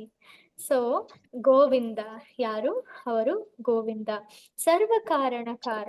ಇಲ್ಲಿ ಕಾಣ್ತಿರುವಂತಹ ಎಲ್ಲ ಕಾರಣಗಳಿಗೆ ಕಾರಣ ಯಾರು ಅಂತ ಅಂದ್ರೆ ಅದು ಸಾಕ್ಷಾತ್ ಶ್ರೀಕೃಷ್ಣ. ಸೊ ನಾವು ಅರ್ಥ ಮಾಡ್ಕೋಬೇಕಾಗಿರೋದು ಏನಂದ್ರೆ, ಈ ಜಗತ್ತಿಗೆ ಕಾರಣ ಆಗಿರೋರು ಬಂದ್ಬಿಟ್ಟು ಬ್ರಹ್ಮ. ಹೌದಾ? ಈ ಜಗತ್ತನ್ನ ಸೃಷ್ಟಿ ಮಾಡಿರೋರು ಬ್ರಹ್ಮಾಜಿ ಏನ್ ಹೇಳ್ತಿದ್ದಾರೆ ಅಂದ್ರೆ, ಕಾರಣದ ಕಾರಣ ಕೃಷ್ಣ ಅಂತ. ಅಂದ್ರೆ ಬ್ರಹ್ಮಾಜಿಯ ಕಾರಣ ಯಾರು? ಕೃಷ್ಣ. ಸೊ ಇಲ್ಲಿ ನಾವು ನೋಡ್ತಾ ಇದ್ದೀವಿ, ಕೃಷ್ಣನ ನಾಭಿಯಿಂದ ಒಂದು ಏನೋ ಬರ್ತಾ ಇದೆ ಅಲ್ವಾ, ಅದು ಕಮಲ. ಸೊ ಕಮಲ ಬಂದು ಅದು ಅರಳಿದಾಗ ಅಲ್ಲಿ ಬ್ರಹ್ಮಾಜಿ ಅದ್ರ ಮೇಲೆ ಕೂತಿರ್ತಾರೆ. ಸೊ ವಿಷ್ಣುವಿನ ನಾಭಿಯಿಂದ ಒಂದು ಕಮಲ ಬರುತ್ತೆ. ವಿಷ್ಣು ಕೃಷ್ಣ ಒಂದೇ. ಸೊ ದೇವತೆಗಳು ಮತ್ತೆ ಬೇರೆ ಆಗ್ತಾರೆ. ಅದನ್ನ ನಾವು ಮುಂದಿನ ಒಂದು ಕ್ಲಾಸಲ್ಲಿ ಚರ್ಚೆ ಮಾಡೋಣ, ದೇವತೆಗಳು ಯಾರು ಅಂತ. ಆದ್ರೆ ಅವತಾರಗಳು ಏನೇನಿದೆ ಅಲ್ಲ, ದಶಾವತಾರ, ವಿಷ್ಣುವಿನ ದಶಾವತಾರಗಳು, ಅವೆಲ್ಲ ಕೂಡ ಏನಾಗುತ್ತೆ, ಕೃಷ್ಣನಿಗೆ ಸಾಮಾನ್ಯ ಇರುತ್ತೆ. ಸೊ ಕೃಷ್ಣನ ನಾಭಿಯಿಂದ ಈ ಒಂದು ಕಮಲ ಬರ್ತಾ ಇದೆ. ಕಮಲ ನಾಭಿ ಅಂತ ಕರೀತಾರೆ ಅಲ್ವಾ ಭಗವಂತನ. ಸೊ ಆ ಒಂದು ಕಮಲದಲ್ಲಿ ಬ್ರಹ್ಮಾಜಿ ಹುಟ್ಟುತ್ತಾರೆ. ಸೊ ಬ್ರಹ್ಮಾಜಿಯಿಂದ ಈ ಒಂದು ಕ್ರಿಯೇಷನ್ ಆಗತ್ತೆ. ಹಾಗೆ ಅವ್ರು ಹೇಳ್ತಾ ಇರೋದೇನಂದ್ರೆ, ನನ್ನ ಕ್ರಿಯೇಟರ್ ಬಂದ್ಬಿಟ್ಟು ಕೃಷ್ಣ ಅಂತ ಹೇಳಿ ಬ್ರಹ್ಮಾಜಿನೇ ಹೇಳ್ತಾ ಇದ್ದಾರೆ ಸಾಕ್ಷಾತ್. ಸೊ ಮುಂದೆ ನಮ್ಗೆ ಶ್ರೀಮದ್ ಭಾಗವತದಲ್ಲಿ ಬರುತ್ತೆ. ಶ್ರೀಮದ್ ಭಾಗವತದಲ್ಲಿ ಶುಕದೇವ ಗೋಸ್ವಾಮಿಗಳು ಇದನ್ನ ಹೇಳ್ತಾರೆ. ಶುಕದೇವ ಗೋಸ್ವಾಮಿ ಯಾರು ಅಂದ್ರೆ, ವ್ಯಾಸದೇವ ಇದ್ದಾರೆ ಅಲ್ವಾ, ಮಹಾಭಾರತ ಬರೆದಂತಹ ವ್ಯಾಸದೇವರು. ಸೊ ಅವರ ಮಗ ಬಂದ್ಬಿಟ್ಟು ಶುಕದೇವ ಗೋಸ್ವಾಮಿ. ಅವ್ರು ಹೇಳ್ತಾರೆ ಏನಂತ, ಏತೇಚ್ಛಾಂಶ ಕಲಾ ಪುಂಸ ಕೃಷ್ಣಸ್ತು ಭಗವಾನ್ ಸ್ವಯಂ ಇಂದ್ರಾರಿ ವ್ಯಾಕುಲಂ ಲೋಕೆ ಮೃಢಯಂತಿ ಯುಗೆ ಯುಗೆ. ಅಂದ್ರೆ ಏನ್ ಹೇಳ್ತಿದ್ದಾರೆ, ಅದಕ್ ಮುಂಚೆ ಅವರು ಎಲ್ಲ ಅವತಾರಗಳು ಇವನ್ನೆಲ್ಲ ಹೇಳ್ತಾ ಹೋದ್ರು. ಸೊ ಅದೆಲ್ಲ ಹೇಳಿದಾದ್ಮೇಲೆ ಅವ್ರು ಏನ್ ಹೇಳಿದ್ರು ಅಂದ್ರೆ, ಈ ಎಲ್ಲ ಅವತಾರಗಳು ಭಗವಂತನ ವಿಸ್ತರಣೆ, ಅಂದ್ರೆ ಭಗವಂತನ ಒಂದು ಅಂಶ ಅಥವಾ ಭಗವಂತನ ಅಂಶದ ಅಂಶಗಳಾಗಿವೆ. ಅಂಶ ಮತ್ತೆ ಕಲಾ ಆಗಿದೆ. ಯಾರದು? ಕೃಷ್ಣನ ಅಂಶ ಮತ್ತೆ ಆ ಅಂಶದ ಅಂಶ ಆಗಿದ್ದಾರೆ ಇನ್ನುಳಿದವರೆಲ್ಲ. ಆದ್ರೆ ಕೃಷ್ಣ ಬಂದ್ಬಿಟ್ಟು ಭಗವಾನ್ ಸ್ವಯಂ. ಕೃಷ್ಣನು ಮಾತ್ರ ಸ್ವಯಂ ಭಗವಂತ ಅಂತ ಹೇಳ್ತಾ ಇದ್ದಾರೆ. ಅದು ಯಾವ್ದ್ರಲ್ಲಿ ಬರುತ್ತೆ ಅಂದ್ರೆ, ಶ್ರೀಮದ್ ಭಾಗವತ ಮಹಾಪುರಾಣ ಮೊದಲನೆಯ ಸ್ಕಂದ 3ನೇ ಅಧ್ಯಾಯ ಮತ್ತೆ 28ನೇ ಶ್ಲೋಕದಲ್ಲಿ ಈ ಒಂದು ಶ್ಲೋಕ ಬರುತ್ತೆ. ನೀವು ಹೋಗಿ ಅದನ್ನ ಚೆಕ್ ಮಾಡ್ಬೋದು. ಇಷ್ಟೇ ಅಲ್ಲ, ಇನ್ನು ತುಂಬಾ ತುಂಬಾ ತುಂಬಾ ಪುರಾವೆಗಳಿವೆ. ಸೊ ಶಿವಜಿ ಕೂಡ ಹೇಳ್ತಾರೆ ಒಂದ್ ಹತ್ರ ಏನಂತ, ಶ್ರೀರಾಮ ರಾಮ ರಾಮೇತಿ ರಮೇ ರಾಮೇ ಮನೋರಮೆ ಸಹಸ್ರನಾಮ ತತ್ತುಲ್ಯಂ ರಾಮನಾಮ ವರಾನನೆ. ಅಂದ್ರೆ ಏನ್ ಹೇಳ್ತಿದ್ದಾರೆ ಅಲ್ಲಿ, ರಾಮ ರಾಮ ರಾಮ ಅಂತ ನಾನು ಯಾವಾಗ್ಲೂ ನನ್ನ ಮನ್ಸಲ್ಲಿ ಆನಂದ ಪಡ್ತೀನಿ ಅದನ್ನ ಹೇಳ್ಕೊಂತ. ರಮೆ ರಮೆ ಅಂದ್ರೆ ಆನಂದಿಸ್ತೀನಿ, ರಾಮೆ ಮನೋರಮೆ. ಸೊ ರಾಮನ ಒಂದು ನಾಮದಲ್ಲಿ ನಾನು ಆನಂದಿಸ್ತೀನಿ ಯಾವಾಗ್ಲೂ ಅಂತ ಹೇಳಿ ಅವರು ಪಾರ್ವತಿ ದೇವಿಗೆ ಹೇಳ್ತಾರೆ. ಮತ್ತೆ ಇನ್ನೊಂದ್ ಏನ್ ಹೇಳ್ತಾರೆ ಅಂದ್ರೆ, ಸಹಸ್ರನಾಮ ತತ್ತುಲ್ಯಂ ಅಂದ್ರೆ ವಿಷ್ಣು ಸಹಸ್ರನಾಮ ಏನಿದೆ ಅಲ್ಲ, ಅವೆಲ್ಲ ಸೇರಿದ್ರೆ ಒಂದು ರಾಮನಾಮಕ್ಕೆ ಸಮ ಆಗುತ್ತೆ. ರಾಮನಾಮ ಸಹಸ್ರನಾಮ ತತ್ ತುಲ್ಯಂ ಈಕ್ವಲ್ ರಾಮನಾಮಕ್ಕೆ. ಒಂದು ರಾಮನಾಮ ತಗೊಂಡ್ರೆ ನೀವು 1,000 ವಿಷ್ಣುವಿನ ಹೆಸರುಗಳನ್ನ ಹೇಳ್ದಂತೆ. ಸೊ ವಿಷ್ಣು ಸಹಸ್ರನಾಮ ಹೇಳ್ದಂತೆ. ಸೊ ಇನ್ನೊಂದು ಕಡೆ ಇದೇ ತರ ಶ್ಲೋಕ ಬರುತ್ತೆ. ಅಲ್ಲಿ ಏನ್ ಹೇಳ್ತಾರೆ ಅಂತ ಅಂದ್ರೆ, ಕೃಷ್ಣ, ಸೊ ಕೃಷ್ಣ ಅನ್ನೋ ಒಂದು ನಾಮ ತಗೊಂಡ್ರೆ ನಮ್ಗೆ 3 ರಾಮನಾಮ ಹೇಳ್ದ ಹಾಗೆ ಅಂತ ಹೇಳಿ ಹೇಳ್ತಾರೆ. ಸೊ ಈಗ ನಾವು ಸ್ವಲ್ಪ ಕ್ಯಾಲ್ಕುಲೇಟ್ ಮಾಡ್ಕೋಬಹುದು. ಸೊ ರಾಮ ಅಂದ್ರೆ 1,000 ಹೆಸರುಗಳು, ಕೃಷ್ಣ ಅಂದ್ರೆ 3 ರಾಮನಾಮ ಅಂದ್ರೆ 3,000 ಭಗವಂತನ ಹೆಸರುಗಳು. ಸೊ ಇಲ್ಲಿ ನಾವು ಹರೇ ಕೃಷ್ಣ ಮಹಾಮಂತ್ರ ಹೇಳ್ತಾ ಇದೀವಿ ಅಲ್ವಾ. ಹರೇ ಕೃಷ್ಣ ಕೃಷ್ಣ ಕೃಷ್ಣ ಹರೇ ಹರೇ, ಹರೇ ರಾಮ ರಾಮ ರಾಮ ಹರೇ ಹರೇ. ಸೊ ಈ ಒಂದು ಮಂತ್ರದಲ್ಲಿ 4 ಬಾರಿ ಕೃಷ್ಣನ ಹೆಸರುಗಳು ಮತ್ತೆ 4 ಬಾರಿ ರಾಮನ ಹೆಸರುಗಳು ಬರುತ್ತೆ. ಸೊ 4 ಕೃಷ್ಣನ ಹೆಸರುಗಳು ಅಂದ್ರೆ ಅಲ್ಲಿಗೆ ಎಷ್ಟಾಯ್ತು, 12,000 ವಿಷ್ಣುವಿನ ಹೆಸರುಗಳು ಆಯ್ತು. ಇನ್ನ 4 ರಾಮನ ಹೆಸರುಗಳು ಅಂತ ಅಂದ್ರೆ ಏನಾಯ್ತು, 4,000 ರಾಮನ ಹೆಸರು, 4,000 ವಿಷ್ಣುವಿನ ಹೆಸರುಗಳು ಆಯ್ತು. ಸೊ ನಾವು ಈ ಒಂದು ಮಂತ್ರ ಜಪ ಮಾಡೋದ್ರಿಂದ ಏನಾಗುತ್ತೆ, ವಿಷ್ಣು ಸಹಸ್ರನಾಮನ ಅಷ್ಟು ಸಾರಿ ಹೇಳ್ದಾಗೆ ಆಗುತ್ತೆ. ಸೊ ಹರಿ ಹರಿ ಬೋಲ್. ಸೊ ಅಷ್ಟೇ ಅಲ್ಲ, ಈವನ್ ಸ್ವಯಂ ಶ್ರೀ ಕೃಷ್ಣನೇ ಭಗವದ್ಗೀತೆಯಲ್ಲಿ ಹೇಳ್ತಾ ಇದ್ದಾರೆ. BG ಅಂತ ಅಂದ್ರೆ ಭಗವದ್ಗೀತೆಯ 7ನೇ ಅಧ್ಯಾಯ 7ನೇ ಶ್ಲೋಕದಲ್ಲಿ ಕೃಷ್ಣ ಏನ್ ಹೇಳ್ತಾರೆ ಅಂತ ಅಂದ್ರೆ, ಮತ್ತಃ ಪರತರಂ ನಾನ್ಯತ್ ಕಿಂಚಿದಸ್ತಿ ಧನಂಜಯ. ಅವ್ರೇನ್ ಹೇಳ್ತಾ ಇದ್ದಾರೆ, ನನಗಿಂತ ದೊಡ್ಡದು, ನನಗಿಂತ ಹೆಚ್ಚು ಇನ್ಯಾವುದೂ ಇಲ್ಲ ಓ ಧನಂಜಯ. ನಾ ಅನ್ಯತ್, ಇನ್ನೇನೂ ಇಲ್ಲ ನನಗಿಂತ ದೊಡ್ಡದು ಅಂತ ಹೇಳಿ ಕೃಷ್ಣನೇ ಹೇಳ್ತಿದ್ದಾರೆ ಭಗವದ್ಗೀತೆಯಲ್ಲಿ. ಮುಂದೆ ಅವ್ರು ಏನ್ ಹೇಳ್ತಾರೆ ಅಂದ್ರೆ, ಮಯಿ ಸರ್ವಮಿದಂ ಪ್ರೋತಂ ಸೂತ್ರೇ ಮಣಿಗಣ ಇವ. ಅಂದ್ರೆ ಈ ಎಲ್ಲಾ ಜಗತ್ತು ಏನಿದೆ ಅಲ್ಲ, ಅದು ನನ್ ಮೇಲೆ ಇದೆ, ನನ್ನ ಆಧಾರದ ಮೇಲೆ ಈ ಜಗತ್ತು ನಡೀತಾ ಇದೆ. ಆದ್ರೆ ನಾನು ಯಾವ ತರ ಇದ್ದೀನಿ ಇದ್ರಲ್ಲಿ ಅಂದ್ರೆ, ಒಂದು ಸರ ಇದೆ, ಆ ಸರದಲ್ಲಿ ಒಳಗಡೆ, ಆ ಸರದ ಹೊರಗಡೆ ಮಣಿಗಳು ಕಾಣುತ್ತೆ ನಮ್ಗೆ, ಒಳಗಡೆ ಏನಿದೆ ಅದನ್ನೆಲ್ಲ ಇಡ್ಕೊಳಕ್ಕೆ ಒಂದು ದಾರ ಇದೆ. ಸೊ ಆ ದಾರದ ರೀತಿಯಲ್ಲಿ ನಾನಿದ್ದೀನಿ ಓ ಧನಂಜಯ ಅಂತ ಹೇಳಿ ಕೃಷ್ಣ ಅರ್ಜುನನ್ಗೆ ಹೇಳ್ತಾರೆ. ಸೊ ನಾವು ಅರ್ಥ ಮಾಡ್ಕೋಬೇಕು, ಕೃಷ್ಣ ಈ ಜಗತ್ತಲ್ಲಿ ಪ್ರತಿಯೊಂದು ಕಣ ಕಣದಲ್ಲಿ ಕೂಡ ಇದ್ದಾರೆ, ಆದ್ರೆ ನಮ್ಗೆ ಅದು ಕಾಣ್ತಾ ಇಲ್ಲ. ಯಾರು ಭಕ್ತಿಯಿಂದ ನೋಡ್ತಾರೋ, ಈ ಬ್ರಹ್ಮ ಸಂಹಿತೆಯಲ್ಲೇ ಬ್ರಹ್ಮಾಜಿ ಹೇಳ್ತಾರೆ ಏನಂತ, ಪ್ರೇಮಾಂಜನ ಚುರಿತ ಭಕ್ತಿ ವಿಲೋಚನೇನ. ಅಂದ್ರೆ ಒಂದು ಪ್ರೇಮದ ಒಂದು ಕಾಡಿಗೆ ಹಚ್ಕೊಂಡು ನೋಡ್ಬೇಕಂತೆ ಕೃಷ್ಣನ ಎಲ್ಲ ಕಡೆ. ಯಾರ ಕಣ್ಣಲ್ಲಿ ಕೃಷ್ಣನ್ಗೋಸ್ಕರ ಪ್ರೇಮ ಇರುತ್ತೋ, ಯಾರ ಹೃದಯದಲ್ಲಿ ಕೃಷ್ಣನ್ಗೋಸ್ಕರ ಪ್ರೇಮ ಇರುತ್ತೋ ಅವ್ರಿಗೆ ಎಲ್ಲಾ ಕಡೆ ಕೃಷ್ಣ ಇರೋದು ಅನುಭವ ಆಗುತ್ತೆ, ಅವ್ರಿಗೆ ಗೊತ್ತಾಗುತ್ತೆ.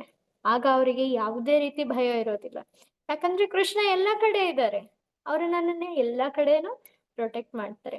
ಹಿಂದೆ ನಾವು ತಿಳ್ಕೊಂಡ್ವಿ ಭಗವಂತನ ಹತ್ರ ತುಂಬಾ ಸ್ಟ್ರೆಂತ್ ಇದೆ ಅಂತ. ಭಗವಂತನಿಗಿಂತ ಶಕ್ತಿಶಾಲಿ ಯಾರೂ ಇಲ್ಲ. ಸೊ ಕೃಷ್ಣ ಎಲ್ಲಾ ಕಡೆ ಇದ್ದಾರೆ, ಕೃಷ್ಣ ಅಷ್ಟು ಶಕ್ತಿಶಾಲಿ, ಮತ್ತೆ ಕೃಷ್ಣ ನನ್ನ ಫ್ರೆಂಡ್, ಕೃಷ್ಣ ನನ್ನ ತಂದೆ. ಹಾಗಾಗಿ ನನಗೆ ಎಲ್ಲೂ ಕೂಡ ಹೆದರುವಂತ ಯಾವ ಅವಶ್ಯಕತೆ ಕೂಡ ಇಲ್ಲ. ಸೊ ಇದೆಲ್ಲ ನಾವು ಕೃಷ್ಣನ್ ಜೊತೆ ಇರೋದ್ರಿಂದ, ಹರೇ ಕೃಷ್ಣ ಜಪ ಮಾಡೋದ್ರಿಂದ, ಮತ್ತೆ ಕೃಷ್ಣನ ಬಗ್ಗೆ ವಿಚಾರ ಸ್ಮರಣೆ ಮಾಡೋದ್ರಿಂದ ಬರುತ್ತೆ. ಸೊ ಮುಂದಿನ ಒಂದು ಇದು ಬಂದ್ಬಿಟ್ಟು ಚೇಂಜ್ ಆಗ್ತಾ ಇಲ್ಲ ಅಲ್ವಾ, ಹರೇ ಕೃಷ್ಣ. ಸೊ ಇನ್ನು ಮುಂದಿನ ಒಂದು ಸೆಷನ್ ಅಲ್ಲಿ ನಾವು ಏನೇನ್ ಕಲಿತೀವಿ ಅಂತ ಅಂದ್ರೆ, ದೇವರ ಶಕ್ತಿಗಳು ಯಾವುವು ಅಂತ ಹೇಳಿ ಕಲಿತೀವಿ, ಹಾಗೆ ದೇವತೆಗಳು ಯಾರು ಅಂತ ಹೇಳಿ ಕೂಡ ಕಲಿತೀವಿ. ಮತ್ತೆ ದೇವ್ರನ್ನ ಹೇಗೆ ಅರ್ಥ ಮಾಡ್ಕೊಳ್ಳೋದು ನಾನು ಅಂತ ಕಲಿತೀವಿ. ಅವರಿಗೆ ಪ್ರೇಮ ಪೂರ್ವಕ ಸೇವೆನ ಹೇಗ್ ಮಾಡ್ಬೇಕು ಅಂತ ಕಲಿತೀವಿ. ಹಾಗೆ ಅವರನ್ನ ಹೇಗೆ ಸಂಪರ್ಕ ಮಾಡೋದು ಅಂತ ಕಲಿತೀವಿ. ಅವರ ಜೊತೆ ಹೇಗೆ ಮಾತಾಡ್ಬೋದು ಅಂತ ಕಲಿತೀವಿ. ಮತ್ತೆ ಅವರ ಸೇವೆ ಮಾಡೋದ್ರಿಂದ ನಮ್ಗೆ ಏನು ಲಾಭ, ನಮ್ಗೇನ್ ಸಿಗುತ್ತೆ ಅವ್ರ ಸೇವೆ ಮಾಡೋದ್ರಿಂದ. ಸೊ ಆ ಇದನ್ನೆಲ್ಲ ನಾವು ಕಲಿತೀವಿ. ಸೊ ಇಲ್ಲಿ ನಾವು ಅರ್ಥ ಮಾಡ್ಕೋಬೇಕಾಗಿರೋದು ಏನಂದ್ರೆ, ನಾವು ಕೃಷ್ಣ ಭಗವಂತ ಅಂತ ಹೇಳ್ತಾ ಇದೀವಿ, ಮತ್ತೆ ಕೃಷ್ಣನ ಸೇವೆಯನ್ನ ನಾವು ಮಾಡ್ಬೇಕು ಅಂತ ಹೇಳ್ತಾ ಇದೀವಿ. ಕೃಷ್ಣನ ಸೇವೆಯನ್ನೇ ಯಾಕೆ ಮಾಡ್ಬೇಕು ನಾವು? ಸೊ ಈ ಒಂದು ಪ್ರಶ್ನೆಗೆ ಉತ್ತರ ಬಂದ್ಬಿಟ್ಟು ಒಂದು ಅನಾಲಜಿ ಮೂಲಕ ನಾವು ಅರ್ಥ ಮಾಡ್ಕೋಬಹುದು. ಅದು ಏನು ಅಂದ್ರೆ, ಕೃಷ್ಣ ಒಂಥರ ಪ್ರೈಮ್ ಮಿನಿಸ್ಟರ್ ಇದ್ದ ಹಾಗೆ, ಇನ್ನು ಉಳಿದಿರುವಂತಹ ದೇವತೆಗಳೆಲ್ಲ ಬಂದ್ಬಿಟ್ಟು ಮಿನಿಸ್ಟರ್ಸ್ ಇದ್ದ ಹಾಗೆ.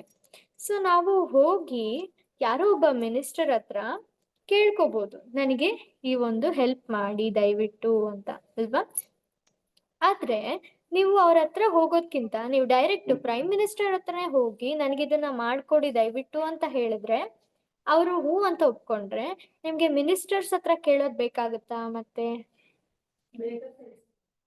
ಸೊ ನೀವು ಪ್ರೈಮ್ ಮಿನಿಸ್ಟರ್ ಹತ್ರ ಹೋದ್ರೆ ಕೆಲ್ಸ ಚಿಟ್ಕೆ ಹೊಡಿಯೋಷ್ಟ್ರಲ್ಲಿ ಆಗುತ್ತೆ. ಆದ್ರೆ ನೀವು ಮಿನಿಸ್ಟರ್ಸ್ ಹತ್ರ ಹೋದ್ರೆ, ನೀವು ಮಿನಿಸ್ಟರ್ಸ್ ಹತ್ರ ಕೇಳ್ಬೇಕು, ಮಿನಿಸ್ಟರ್ಸ್ ಅವ್ರ ದೊಡ್ಡವ್ರ ಹತ್ರ ಕೇಳ್ಬೇಕು, ಅವ್ರ ದೊಡ್ಡವರು ಪ್ರೈಮ್ ಮಿನಿಸ್ಟರ್ ಹತ್ರ ಕೇಳ್ಬೇಕು, ಪ್ರೈಮ್ ಮಿನಿಸ್ಟರ್ ಹೂ ಅನ್ಬೇಕು, ಅದು ಮತ್ ಮಧ್ಯದವ್ರಿಗೆ ಬರ್ಬೇಕು, ಮತ್ತೆ ಮಿನಿಸ್ಟರ್ಗೆ ಬರ್ಬೇಕು, ಆಮೇಲೆ ನಿಮಗ್ ಬರುತ್ತೆ. ಎಷ್ಟು ಸಮಯ ಇಡುತ್ತೆ ಅಲ್ವಾ? ಆದ್ರೆ ನಾವು ಡೈರೆಕ್ಟ್ ಪ್ರೈಮ್ ಮಿನಿಸ್ಟರ್ ಹತ್ರ ಹೋಗ್ಬಿಟ್ರೆ ಇಮಿಡಿಯೇಟ್ಲಿ ಕ್ವೆಶನ್ ಸಾಲ್ವ್ ಆಗ್ಬಿಡುತ್ತೆ.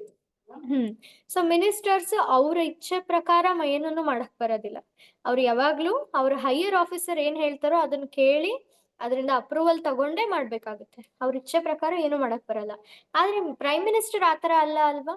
ಪ್ರೈಮ್ ಮಿನಿಸ್ಟರ್ ಅವ್ರ ಇಚ್ಛೆ ಪಟ್ಟಿದ್ದನ್ನ ಅವರು ಮಾಡ್ಬೋದು.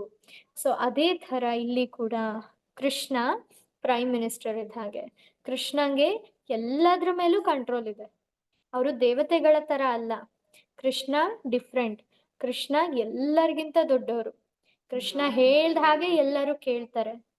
ಸೊ ಕೃಷ್ಣನ ಸೇವೆ ಮಾಡ್ತಾರೆ ಎಲ್ಲರೂ. ಸೊ ಅದೇ ತರ ನಾವು ಗೋವರ್ಧನ ಒಂದು ಎತ್ತಿದ್ರಲ್ಲ ಕೃಷ್ಣ, ಆ ಪಾಸ್ಟ್ ಟೈಮ್ ಇಂದ ನಮ್ಗೆಲ್ಲ ಅರ್ಥ ಆಗುತ್ತೆ. ಏನಂದ್ರೆ ವೃಂದಾವನದಲ್ಲಿರುವಂತಹ ಜನಗಳು ಅವರಿಗೆ ಹೇಳ್ತಾರೆ, ಕೃಷ್ಣ ಇದೇನ್ ಮಾಡ್ತಾ ಇದ್ದೀರಾ ನೀವು, ಇಂದ್ರ ಪೂಜೆನೆಲ್ಲ ಏನಕ್ ಮಾಡ್ತಾ ಇದ್ದೀರಾ ಅಂತ ಹೇಳಿ ಅವರು ಹೇಳ್ತಾರೆ.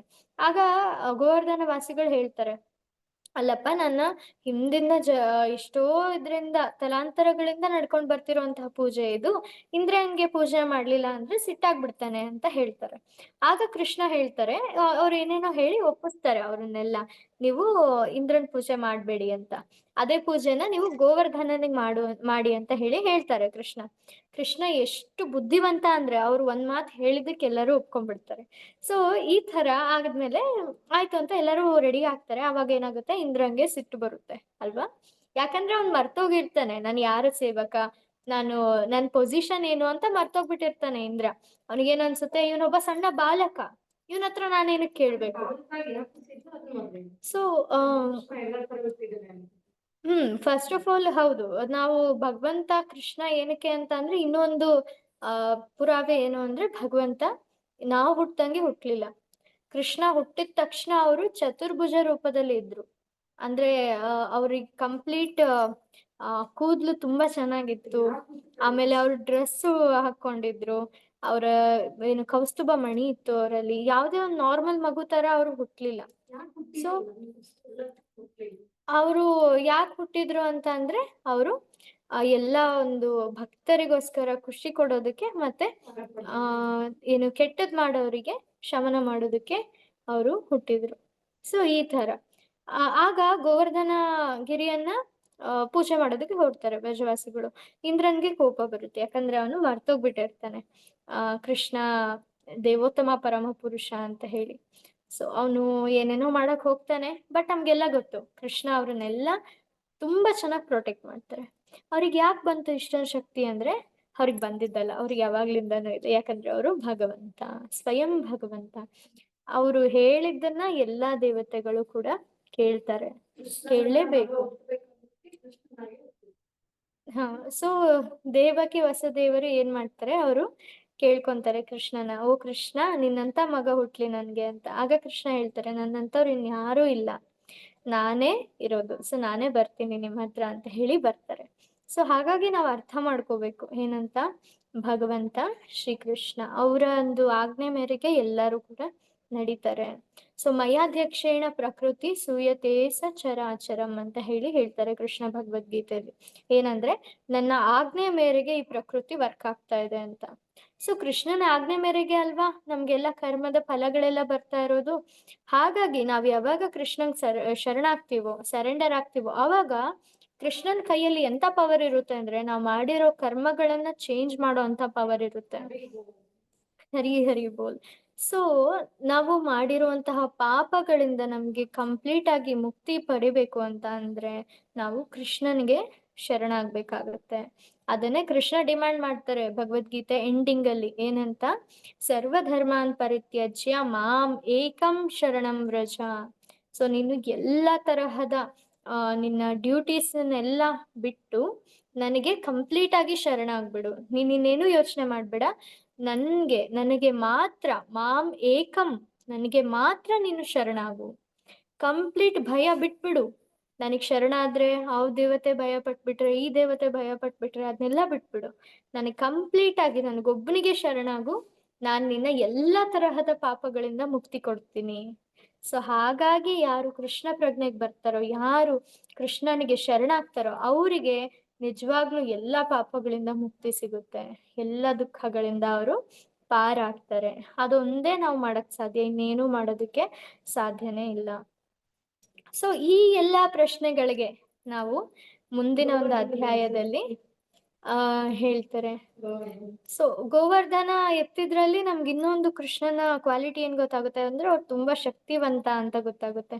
ಏನಂದ್ರೆ ಕೃಷ್ಣ ಅವರ ಏನು ಲೆಫ್ಟ್ ಹ್ಯಾಂಡ್, ಎಡಗೈ ಕಿರುಬೆರಳಲ್ಲಿ ಅವರು ಗೋವರ್ಧನನ ಎತ್ತುತ್ತಾರೆ.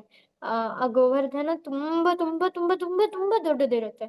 ಅಂದ್ರೆ ಈಗ ಗೋವರ್ಧನ ಬೆಟ್ಟ ಬಂದ್ಬಿಟ್ಟು 22 ಕಿಲೋಮೀಟರ್ ಇದೆ. ಓಕೆನಾ, 21 ಕಿಲೋಮೀಟರ್ ಇದೆ ಅದ್ರ ಸುತ್ತಾಡುತ್ತೆ. ಆದ್ರೆ ಗೋವರ್ಧನ ಏನಾಗ್ತಿದೆ, ದಿನದಿನಕ್ಕೆ ಒಂದೊಂದ್ ಸಾಸಿವೆ ಕಾಳಷ್ಟು ಕಮ್ಮಿ ಆಗ್ತಾ ಬರ್ತಾ ಇದೆ. ಅದು ಒಂದು ಶಾಪದ ಮೂಲಕ. ಅದನ್ನ ಬೇಕಾದ್ರೆ ನಾವು ಇದೇ ತರ ನೀವು ಕಂಟಿನ್ಯೂ ಆಗಿ ಮುಂದೆ ಯಾವ ತರ ಚರ್ಚೆ ಮಾಡೋಣ.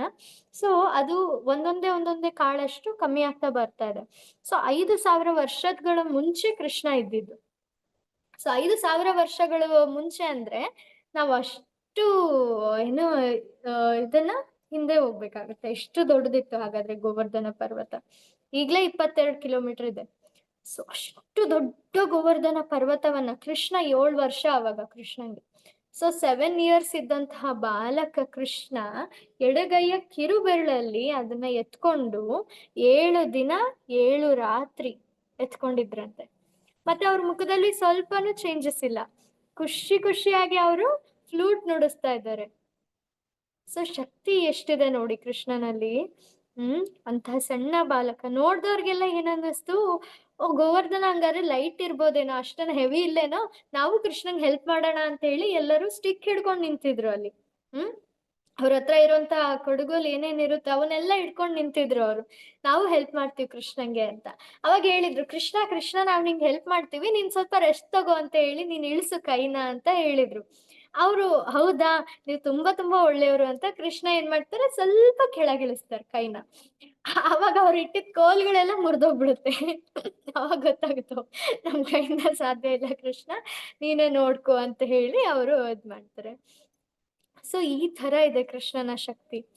ಸೊ ಇಂಥ ಕೃಷ್ಣನ್ ಜೊತೆ ನಾವು ಮಾತಾಡ್ಬೋದಾ ಮತ್ತೆ ಅವ್ರ ಜೊತೆ ಹೇಗೆ ನಾವು ಕನೆಕ್ಟ್ ಆಗೋದು, ಇದನ್ನೆಲ್ಲ ನಾವು ಮುಂದೆ ಬರುವಂತ ಸೆಷನ್ಗಳಲ್ಲಿ ನಾವು ಇದನ್ನ ಅರ್ಥ ಮಾಡ್ಕೊಳ್ಳೋಣ. ಸೊ ಹರೇ ಕೃಷ್ಣ.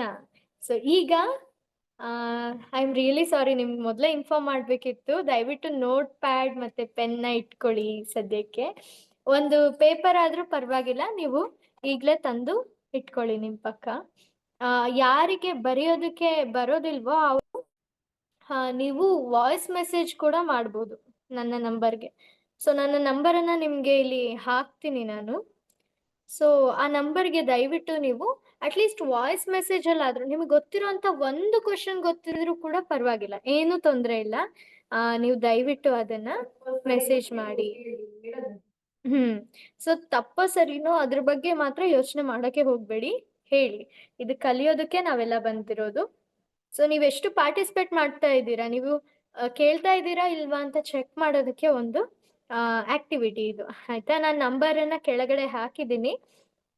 ನೀವ್ ಇದಕ್ಕೆ ವಾಯ್ಸ್ ಮೆಸೇಜ್ ಆದ್ರೂ ಮಾಡ್ಬೋದು, ಇಲ್ಲ ಈ ಒಂದು ಇದು ನಿನ್ನೆ ಹಾಕಿದ ನಂಬರೇ ಇದು ಏನು ಚೇಂಜ್ ಇಲ್ಲ. ಸೊ ನೀವ್ ಇದಕ್ಕೆ ನಿಮ್ಮ ಮೆಸೇಜ್ ಅನ್ನಾದ್ರೂ ಹಾಕ್ಬೋದು, ಇಲ್ಲ ನನಗೆ ಕಾಲ್ ಮಾಡಿ ಹೇಳ್ತೀನಿ ಅಂದ್ರೂ ಕೂಡ ಏನ್ ತೊಂದ್ರೆ ಇಲ್ಲ. ನೀವು ಕ್ವೆಶನ್ಸ್ ನೆನ್ಪಿಟ್ಕೊಂಡು ಅದು ಕಾಲ್ ಮಾಡಿ ಹೇಳ್ತೀನಿ ಅಂತ ಕೂಡ ಏನ್ ತೊಂದ್ರೆ ಇಲ್ಲ. ಸೊ ಸದ್ಯಕ್ಕೆ ನಾವು ಈ ಕ್ವೆಶನ್ಗಳನ್ನ ನೋಡೋಣ. ಹರೇ ಕೃಷ್ಣ. ಸೊ ತುಂಬಾ ತುಂಬಾ ಧನ್ಯವಾದಗಳು ಈ ಒಂದು ಸೆಷನ್ ಅಲ್ಲಿ ನೀವು ಇದ್ದಿದ್ದಕ್ಕೆ. ದಯವಿಟ್ಟು ಈ ಕ್ವಶನ್ಗಳಿಗೆ ನೀವು ಆನ್ಸರ್ ಅನ್ನ ಮಾಡಿ ಅಂತ ಹೇಳಿ ನಾನು ನಿಮ್ಮೆಲ್ಲರಲ್ಲಿ ಕೇಳ್ಕೊಂತೀನಿ. ಸೊ ಇನ್ನೊಂದ್ಸರಿ ಶೇರ್ ಮಾಡ್ತೀನಿ ಇದನ್ನ. ಐ ಹೋಪ್ ನೀವೆಲ್ಲರೂ ನೋಟ್ಬುಕ್ ಮತ್ತೆ ಪೆನ್ ತಗೊಂಬಂದಿದ್ದೀರಾ ಅಂತ ಅನ್ಕೊಂತೀನಿ ಸದ್ಯಕ್ಕೆ ಇಷ್ಟೊತ್ತಿಗೆ. ನೀವು ಕಾಲ್ ಮಾಡಿ ಕೂಡ ನನಗೆ ಆನ್ಸರ್ ಅನ್ನ ಹೇಳ್ಬೋದು. ಆ ನಂಬರನ್ನ ನಾನೀಗ ಚಾಟ್ ಬಾಕ್ಸ್ ಅಲ್ಲಿ ನಿಮ್ಗೆ ಹಾಕಿದ್ದೀನಿ. ಕಾಣಿಸ್ತಾ ಇದೆಯಾ ನಿಮ್ಗೆ ಸ್ಕ್ರೀನ್? ಸೊ ಇಲ್ಲಿ ಪ್ರಶ್ನೆಗಳಿವೆ ಈಗ.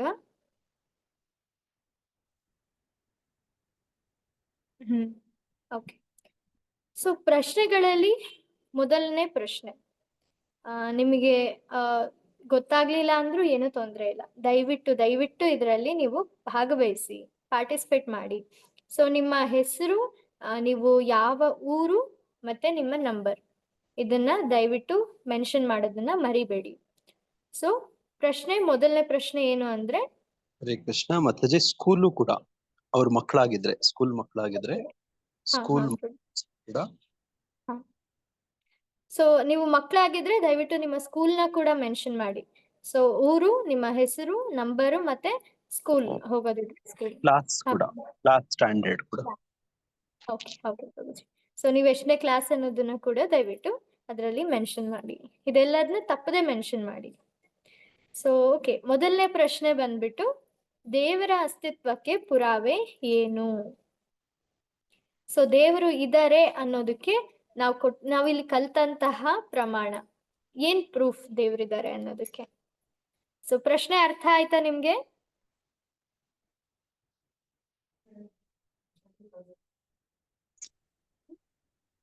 ಅರ್ಥ ಆಯ್ತು ಮಾತಾಜಿ. ಹರೇ ಕೃಷ್ಣ. ಹರೇ ಕೃಷ್ಣ. ಅದು ನೀವು ಬರೀರಿ ಮಾತಾಜಿ, ಒಂದು ವರ್ಡ್ ಅಲ್ಲಿ ಬರೆದ್ರು ಸಾಕು ಅದಕ್ಕೆ ಆನ್ಸರ್. ಓಕೆ. ದೇವ್ರಿದ್ದಾರೆ ಅನ್ನೋದಕ್ಕೆ ಪ್ರೂಫ್ ಏನು?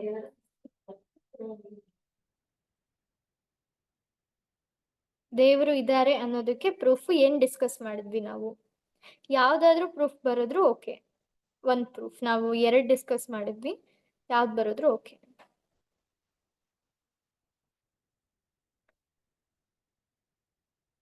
ಬರದ್ಮೇಲೆ ದಯವಿಟ್ಟು ಹೇಳಿ ನನ್ಗೆ ಆಯ್ತು ಅಂತ, ಹರೇ ಕೃಷ್ಣ ಅಂತ ಹೇಳಿ.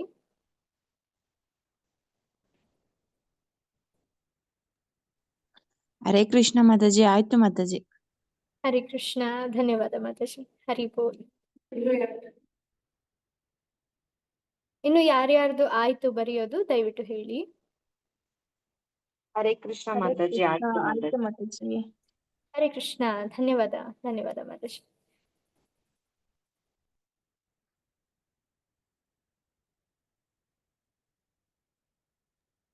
ದಯವಿಟ್ಟು ಎಲ್ಲರೂ ಹರೇ ಕೃಷ್ಣ ಮಾತಾಜಿ. ಹರಿ ಬೋಲ್. ಧನ್ಯವಾದ ಮಾತಾಜಿ.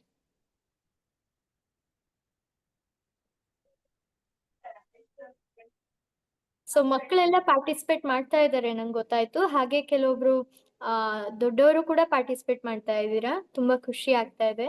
ಸೊ ಎಲ್ಲರೂ ಈ ತರ ಪಾರ್ಟಿಸಿಪೇಟ್ ಮಾಡಿದಾಗ ಏನಾಗುತ್ತೆ, ಒಂದು ಆಕ್ಟಿವ್ ಆಗಿರುತ್ತೆ ಸೆಷನ್.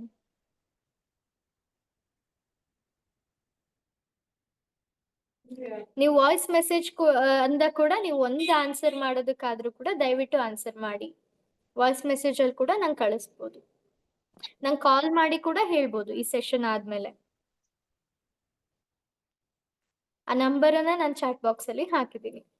ಓಕೆ. ಸೊ ಈಗ 2ನೇ ಕ್ವೆಶನ್ ಬಂದ್ಬಿಟ್ಟು, 3 ರೀತಿಯ ಪ್ರಮಾಣಗಳು ಯಾವುವು? ಸೊ 3 ತರಹದ ಜ್ಞಾನ ಪಡ್ಕೊಳ್ಳೋದಕ್ಕೆ 3 ತರದಲ್ಲಿ ನಾವು ಪಡ್ಕೋಬಹುದು ಜ್ಞಾನ ಅಂತ ಹೇಳಿ ನಾವು ಡಿಸ್ಕಸ್ ಮಾಡಿದ್ವಿ. ಸೊ ಆ 3 ತರಹದ ಸೋರ್ಸಸ್ ಯಾವುವು ಅಂತ ಹೇಳಿ ಇಲ್ಲಿ ಕೇಳ್ತಾ ಇದ್ದಾರೆ. ಅರ್ಥ ಆಯ್ತಾ? ಜ್ಞಾನ ಪಡ್ಕೊಳ್ಳೋದು 3 ವಿಧಗಳಲ್ಲಿ ಪಡ್ಕೊಂತೀವಿ. ಪ್ರಮಾಣ ಅಂತ ಹೇಳಿ ಹೇಳ್ತೀವಿ ಅದನ್ನ. 3 ತರಹದ ಪ್ರಮಾಣಗಳು ಅವು ಯಾವುವು ಅಂತ ಹೇಳಿ ದಯವಿಟ್ಟು ಬರೀರಿ. ಕ್ವೆಶ್ಚನ್ ಅರ್ಥ ಆಯ್ತಾ?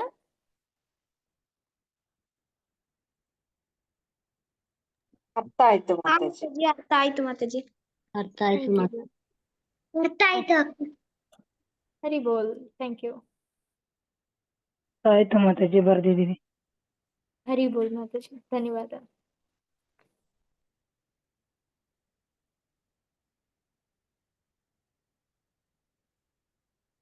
ಇನ್ನು ಯಾರ್ಯಾರು ಬರ್ದಿದ್ದೀರಾ ದಯವಿಟ್ಟು ಹೇಳಿ ನಂಗೆ.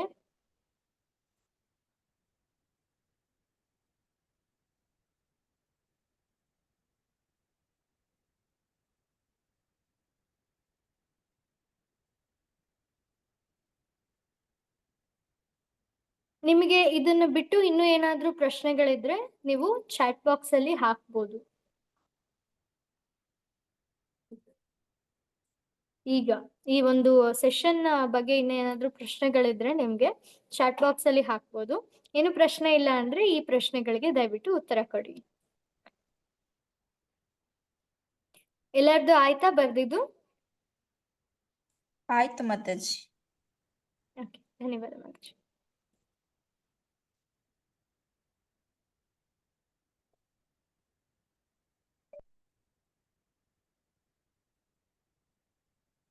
ನಂಗೆ ನಾಗವೇಣಿ ಮಾತಾಜಿ ಅವರು ಒಂದೇ ಆಯ್ತು ಅಂತ ಹೇಳಿದ್ರು.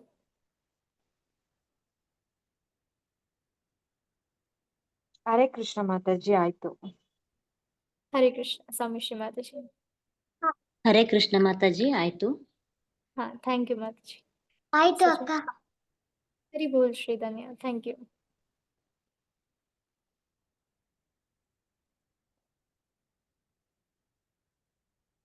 ಐ ಹೋಪ್ ಆಗಿದೆ ಅಂತ ಅನ್ಕೊಂಡು ಈಗ ಮುಂದಕ್ಕೆ ಹೋಗ್ತಾ ಇದ್ದೀನಿ. ಸೊ 3ನೇದು ಬಂದ್ಬಿಟ್ಟು ಯಾವ ಪ್ರಮಾಣವು ಹೆಚ್ಚು ನಿಖರವಾಗಿದೆ. ಯಾವ ಕಡೆಯಿಂದ ನಾವು ಜ್ಞಾನ ತಗೊಂಡ್ರೆ ಅದು ನಿಜವಾಗ್ಲೂ ಕರೆಕ್ಟ್ ಆಗಿರುತ್ತೆ. ಪರ್ಫೆಕ್ಟ್ ಜ್ಞಾನ ನಮ್ಗೆ ಈ 3 ರೀತಿಯ ಜ್ಞಾನಗಳಲ್ಲಿ ಯಾವುದು?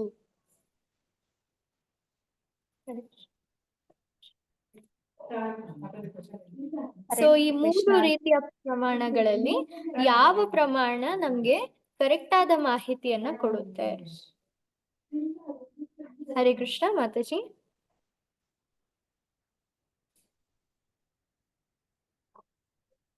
ಅರ್ಥ ಆಯ್ತಾ ಕ್ವೆಶನ್? ಅರ್ಥ ಆಯ್ತು ಮಾತಾಜಿ. ಥ್ಯಾಂಕ್ ಯು ಮಾತಾಜಿ. ಓಕೆ, ಹರೇ ಕೃಷ್ಣ ಮಾತಾಜಿ, ಅರ್ಥ ಆಯ್ತು. ಧನ್ಯವಾದ ಮಾತಾಜಿ.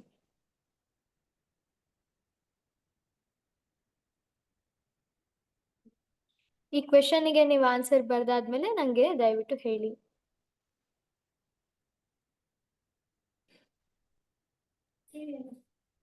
ಆಯ್ತು Mataji.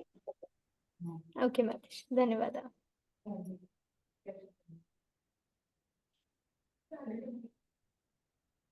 Okay, so I hope ನೀವು ಬರ್ದಿದ್ದೀರಾ. ಇದು ಒಂದೇ ವರ್ಡ್ ಆನ್ಸರ್ ಇರೋದು. ಸೊ ಯಾವ ಪ್ರಮಾಣ ನಮ್ಗೆ ಹೆಚ್ಚು ನಿಖರವಾಗಿದೆ ಅಂತ. ಸೊ 4ನೇದು ಬಂದ್ಬಿಟ್ಟು ದೇವರ ಬಗ್ಗೆ ಪರಿಪೂರ್ಣವಾಗಿ ತಿಳಿದುಕೊಳ್ಳಲು ನಾವು ಯಾರನ್ನ ಕೇಳ್ಬೇಕು? ದೇವರ ಬಗ್ಗೆ ನಾವು ಕರೆಕ್ಟ್ ಆಗಿರುವಂತಹ ಮಾಹಿತಿಯನ್ನ ಪಡೆಯೋದಕ್ಕೆ ನಾವು ಯಾರ ಹತ್ರ ಕೇಳ್ಬೇಕು?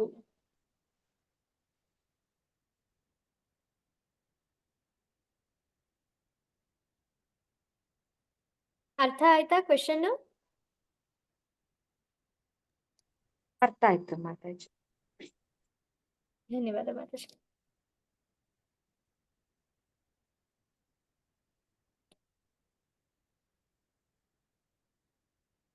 ದಯವಿಟ್ಟು ಎಲ್ಲರೂ ಭಾಗವಹಿಸಿ. ನಿಮ್ಗೆ ಏನ್ ಗೊತ್ತೋ ಅದನ್ನ ಬರೀರಿ ಅಥವಾ ಹೇಳ್ರಿ, ಏನು ತೊಂದ್ರೆ ಇಲ್ಲ. ನೀವು ಕಾಲ್ ಕೂಡ ಮಾಡ್ಬೋದು ನನ್ಗೆ ಇದಾದ್ಮೇಲೆ.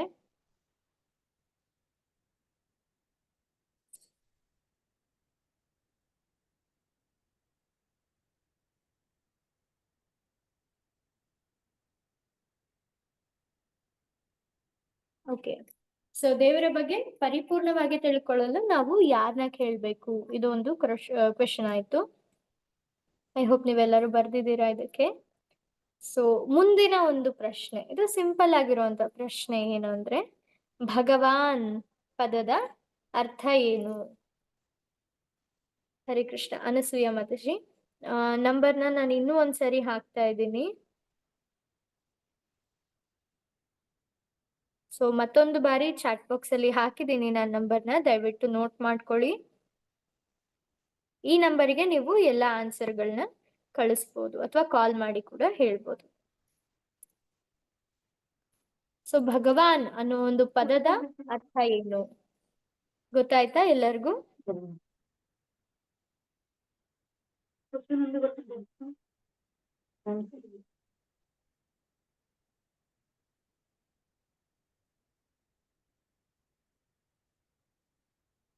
ಅರ್ಥ ಆಯ್ತು ಮಾತಾಜಿ. ಧನ್ಯವಾದ. ಸೊ ಭಗ ಮತ್ತೆ ವಾನ್ ಇದ್ರ ಬಗ್ಗೆ ನಾವು ಸಣ್ಣದಾಗಿ ಚರ್ಚೆ ಮಾಡಿದ್ವಿ. ಸೊ ನಿಮ್ಗೆ ನೆನಪಿದ್ರೆ ದಯವಿಟ್ಟು ಇದಕ್ಕೆ ಉತ್ತರನ ಕೊಡಿ.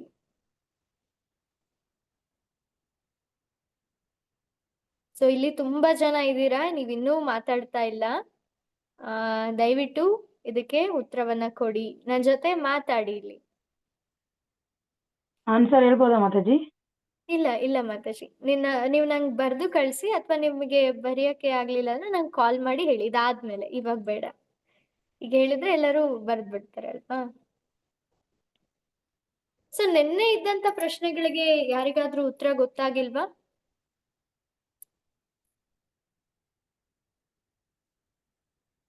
ನಿಮ್ಗೆ ಈ ಒಂದು ಇದ್ರ ಮೇಲೆ ಇನ್ನೂ ಏನಾದ್ರೂ ಪ್ರಶ್ನೆಗಳಿದೆಯಾ? ಹಾ, ಏನಾದ್ರೂ ಡೌಟ್ಸ್ ಇದ್ರೆ ದಯವಿಟ್ಟು ಈಗ ಕೇಳ್ಬೋದು.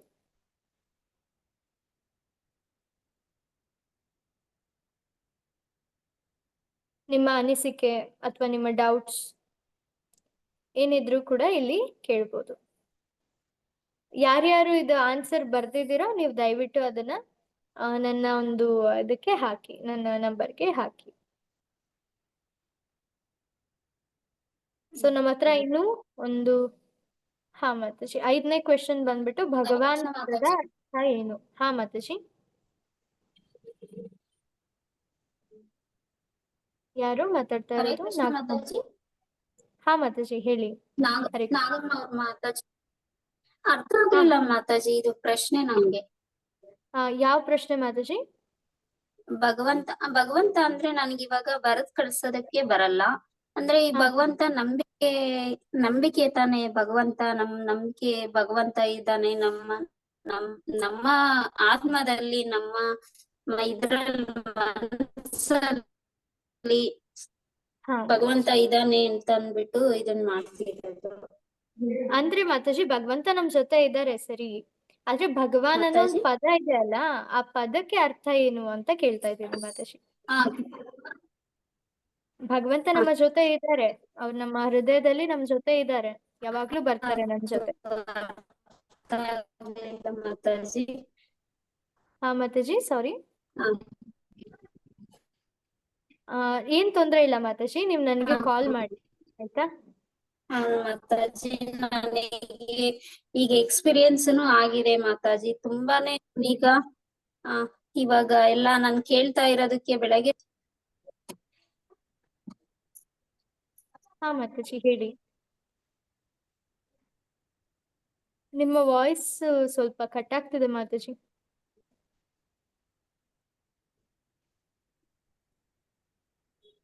ಸೊ ನಿಮ್ಮ ನೆಟ್ವರ್ಕ್ ಇಶ್ಯೂಸ್ ಆತರ ಏನಾದ್ರು ಬರ್ತಿದ್ರೆ ನೀವು ನಂಗೆ ಕಾಲ್ ಮಾಡ್ಬೋದು, ಏನ್ ತೊಂದ್ರೆ ಇಲ್ಲ.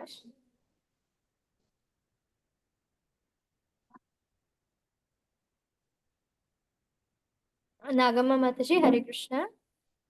ಹರೇ ಕೃಷ್ಣ ಮಾತಾಜಿ. ಹಾ ಮಾತಾಜಿ ಹರೇ ಹೇಳಿ. ಕೃಷ್ಣ.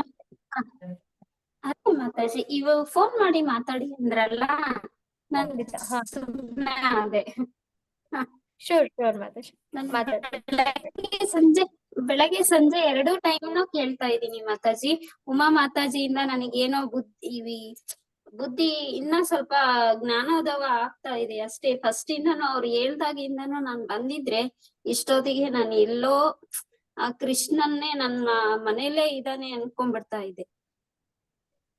ಅಷ್ಟು ಇದಿದೆ. ಹರಿ ಬೋಲ್ ಮಾತಾಜಿ. ನಾನು ಬರೀ 2 ವೀಕ್ ಅಷ್ಟೇ ಬಂದಿರೋದು ಮೇಡಮ್. ತುಂಬಾ ಖುಷಿ ಆಯ್ತು ಮಾತಾಜಿ? ಮಾತಾಜಿ, ಇದನ್ನ ಕೇಳಿ ತುಂಬಾ ಖುಷಿ ಆಯ್ತು ಮಾತಾಜಿ. ನಿಮ್ಗೆ ಈಗ ಅರ್ಥ ಆಗಿದೆ ಅಲ್ವಾ ಎಷ್ಟು ಏನ್ ಮುಖ್ಯ ಆಗಿದೆ ಮಾತಾಡ್ಬೇಕು ಅಂತಾನು ಇಲ್ಲ ಮಾತಾಜಿ. ಅವ್ನ್ ಮಾತಾಜಿ ಏನ್ ಮಾತಾಡ್ಬೇಕು ಅಂತಾನೆ ಗೊತ್ತಾಗ್ತಿಲ್ಲ. ಆ ತರ ಅನುಭವ ಆಗ್ತಾ ಇದೆ. ನನ್ಗೆ ಏನ್ ಹೇಳ್ಬೇಕು ಅಂತಾನು ನಂಗೆ ಗೊತ್ತಾಗ್ತಿಲ್ಲ. ನನ್ನಲ್ಲಿ ನನ್ ಕೃಷ್ಣ, ನನ್ ಭಗವಂತ ನನ್ನನ್ನು ಕಾಪಾಡ್ತಿದ್ದಾನೆ. ನನ್ನ ಎಲ್ಲಾ ಕಷ್ಟದಲ್ಲೂ ನನ್ನ ಇದನ್ ಪಾರ್ ಮಾಡ್ತಿದ್ದಾನೆ ಅನ್ನೋದೇ ಒಂದು ಇದು ಮಾತಾಡ್ಸಿ. ಅವ್ರಿಗೆ ಕೋಟಿ ಕೋಟಿ ನಮಸ್ಕಾರ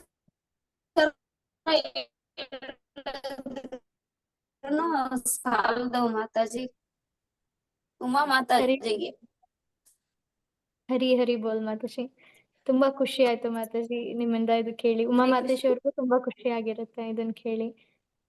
ಸೊ ನಮ್ಗೆಲ್ಲ ಬೇಕಾಗಿರೋದು ಅಷ್ಟೇ ಮಾತಾಜಿ, ಈ ಒಂದು ಜ್ಞಾನ ಎಲ್ಲರ ಮನಸ್ಸು ಮುಟ್ಲಿ, ಅವ್ರಿಗೆ ಅರ್ಥ ಆಗ್ಲಿ ಇದು ಎಷ್ಟು ಮುಖ್ಯ ಅಂತ, ಮತ್ತೆ ಎಲ್ಲಾ ಇಲ್ಲ ಕಷ್ಟಗಳಿಂದ ಮಾತಾಜಿ, ನನಗ್ ದೇವ್ರೇ ಬಂದ್ ಕಾಪಾಡಿದಾನೆ. ಹರಿ ಬೋಲ್ ಮಾತಾಜಿ. ಧನ್ಯವಾದ ಮಾತಾಜಿ. ಕಷ್ಟ ಅಂತಲ್ಲ ಮಾತಾಜಿ, ಅವ್ರು ನನ್ ಭಾಗಕ್ ಬಂದಿರೋ ದೇವ್ರು ಶ್ರೀಕೃಷ್ಣನೇ ಬಂದಿದಾನೆ ಅಂತ ಅನ್ಕೊಂಡಿದೀನಿ ಮಾತಾಜಿ. ಭಗವಂತನೇ ಕಳ್ಸಿದಾನೆ ನನ್ನ ಪಾರ್ ಮಾಡೋದಕ್ಕೆ ಅಂತ.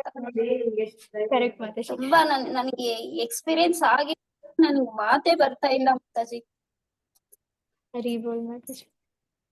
ಕೃಷ್ಣ ಹೇಳ್ತಾರೆ ಮಾತಾಜಿ, ಅವರು ಯಾರು ಎಲ್ಲರನ್ನ ನನ್ನ ಹತ್ರ ಕರ್ಕೊಂಡ್ ಬರ್ತಾರೋ, ಈ ಜ್ಞಾನ ಭಗವದ್ಗೀತೆ ಜ್ಞಾನವನ್ನ ಎಲ್ಲರಿಗೆ ಹೇಳ್ತಾರೋ ನಾನು ಹೇಳಿದಾಗೆ, ಅವ್ರಂದ್ರೆ ನಂಗೆ ತುಂಬಾ ಇಷ್ಟ ಅಂತ ಕೃಷ್ಣ ಹೇಳ್ತಾರೆ ಮಾತಾಜಿ. ಯಾಕಂದ್ರೆ ಬುದ್ಧಿವಂತ ಸುಂದರವಾಗಿರೋ ಹರಿ ಬೋಲ್ ಮಾತಾಜಿ. ನೀವ್ ಆನ್ಸರ್ ಹೇಳ್ತಿದ್ದೀರಾ ನಾಗವೇಣಿ ಮಾತಾಜಿ, ಎಲ್ಲರಿಗೂ ಗೊತ್ತಾಗುತ್ತೆ ಆನ್ಸರ್.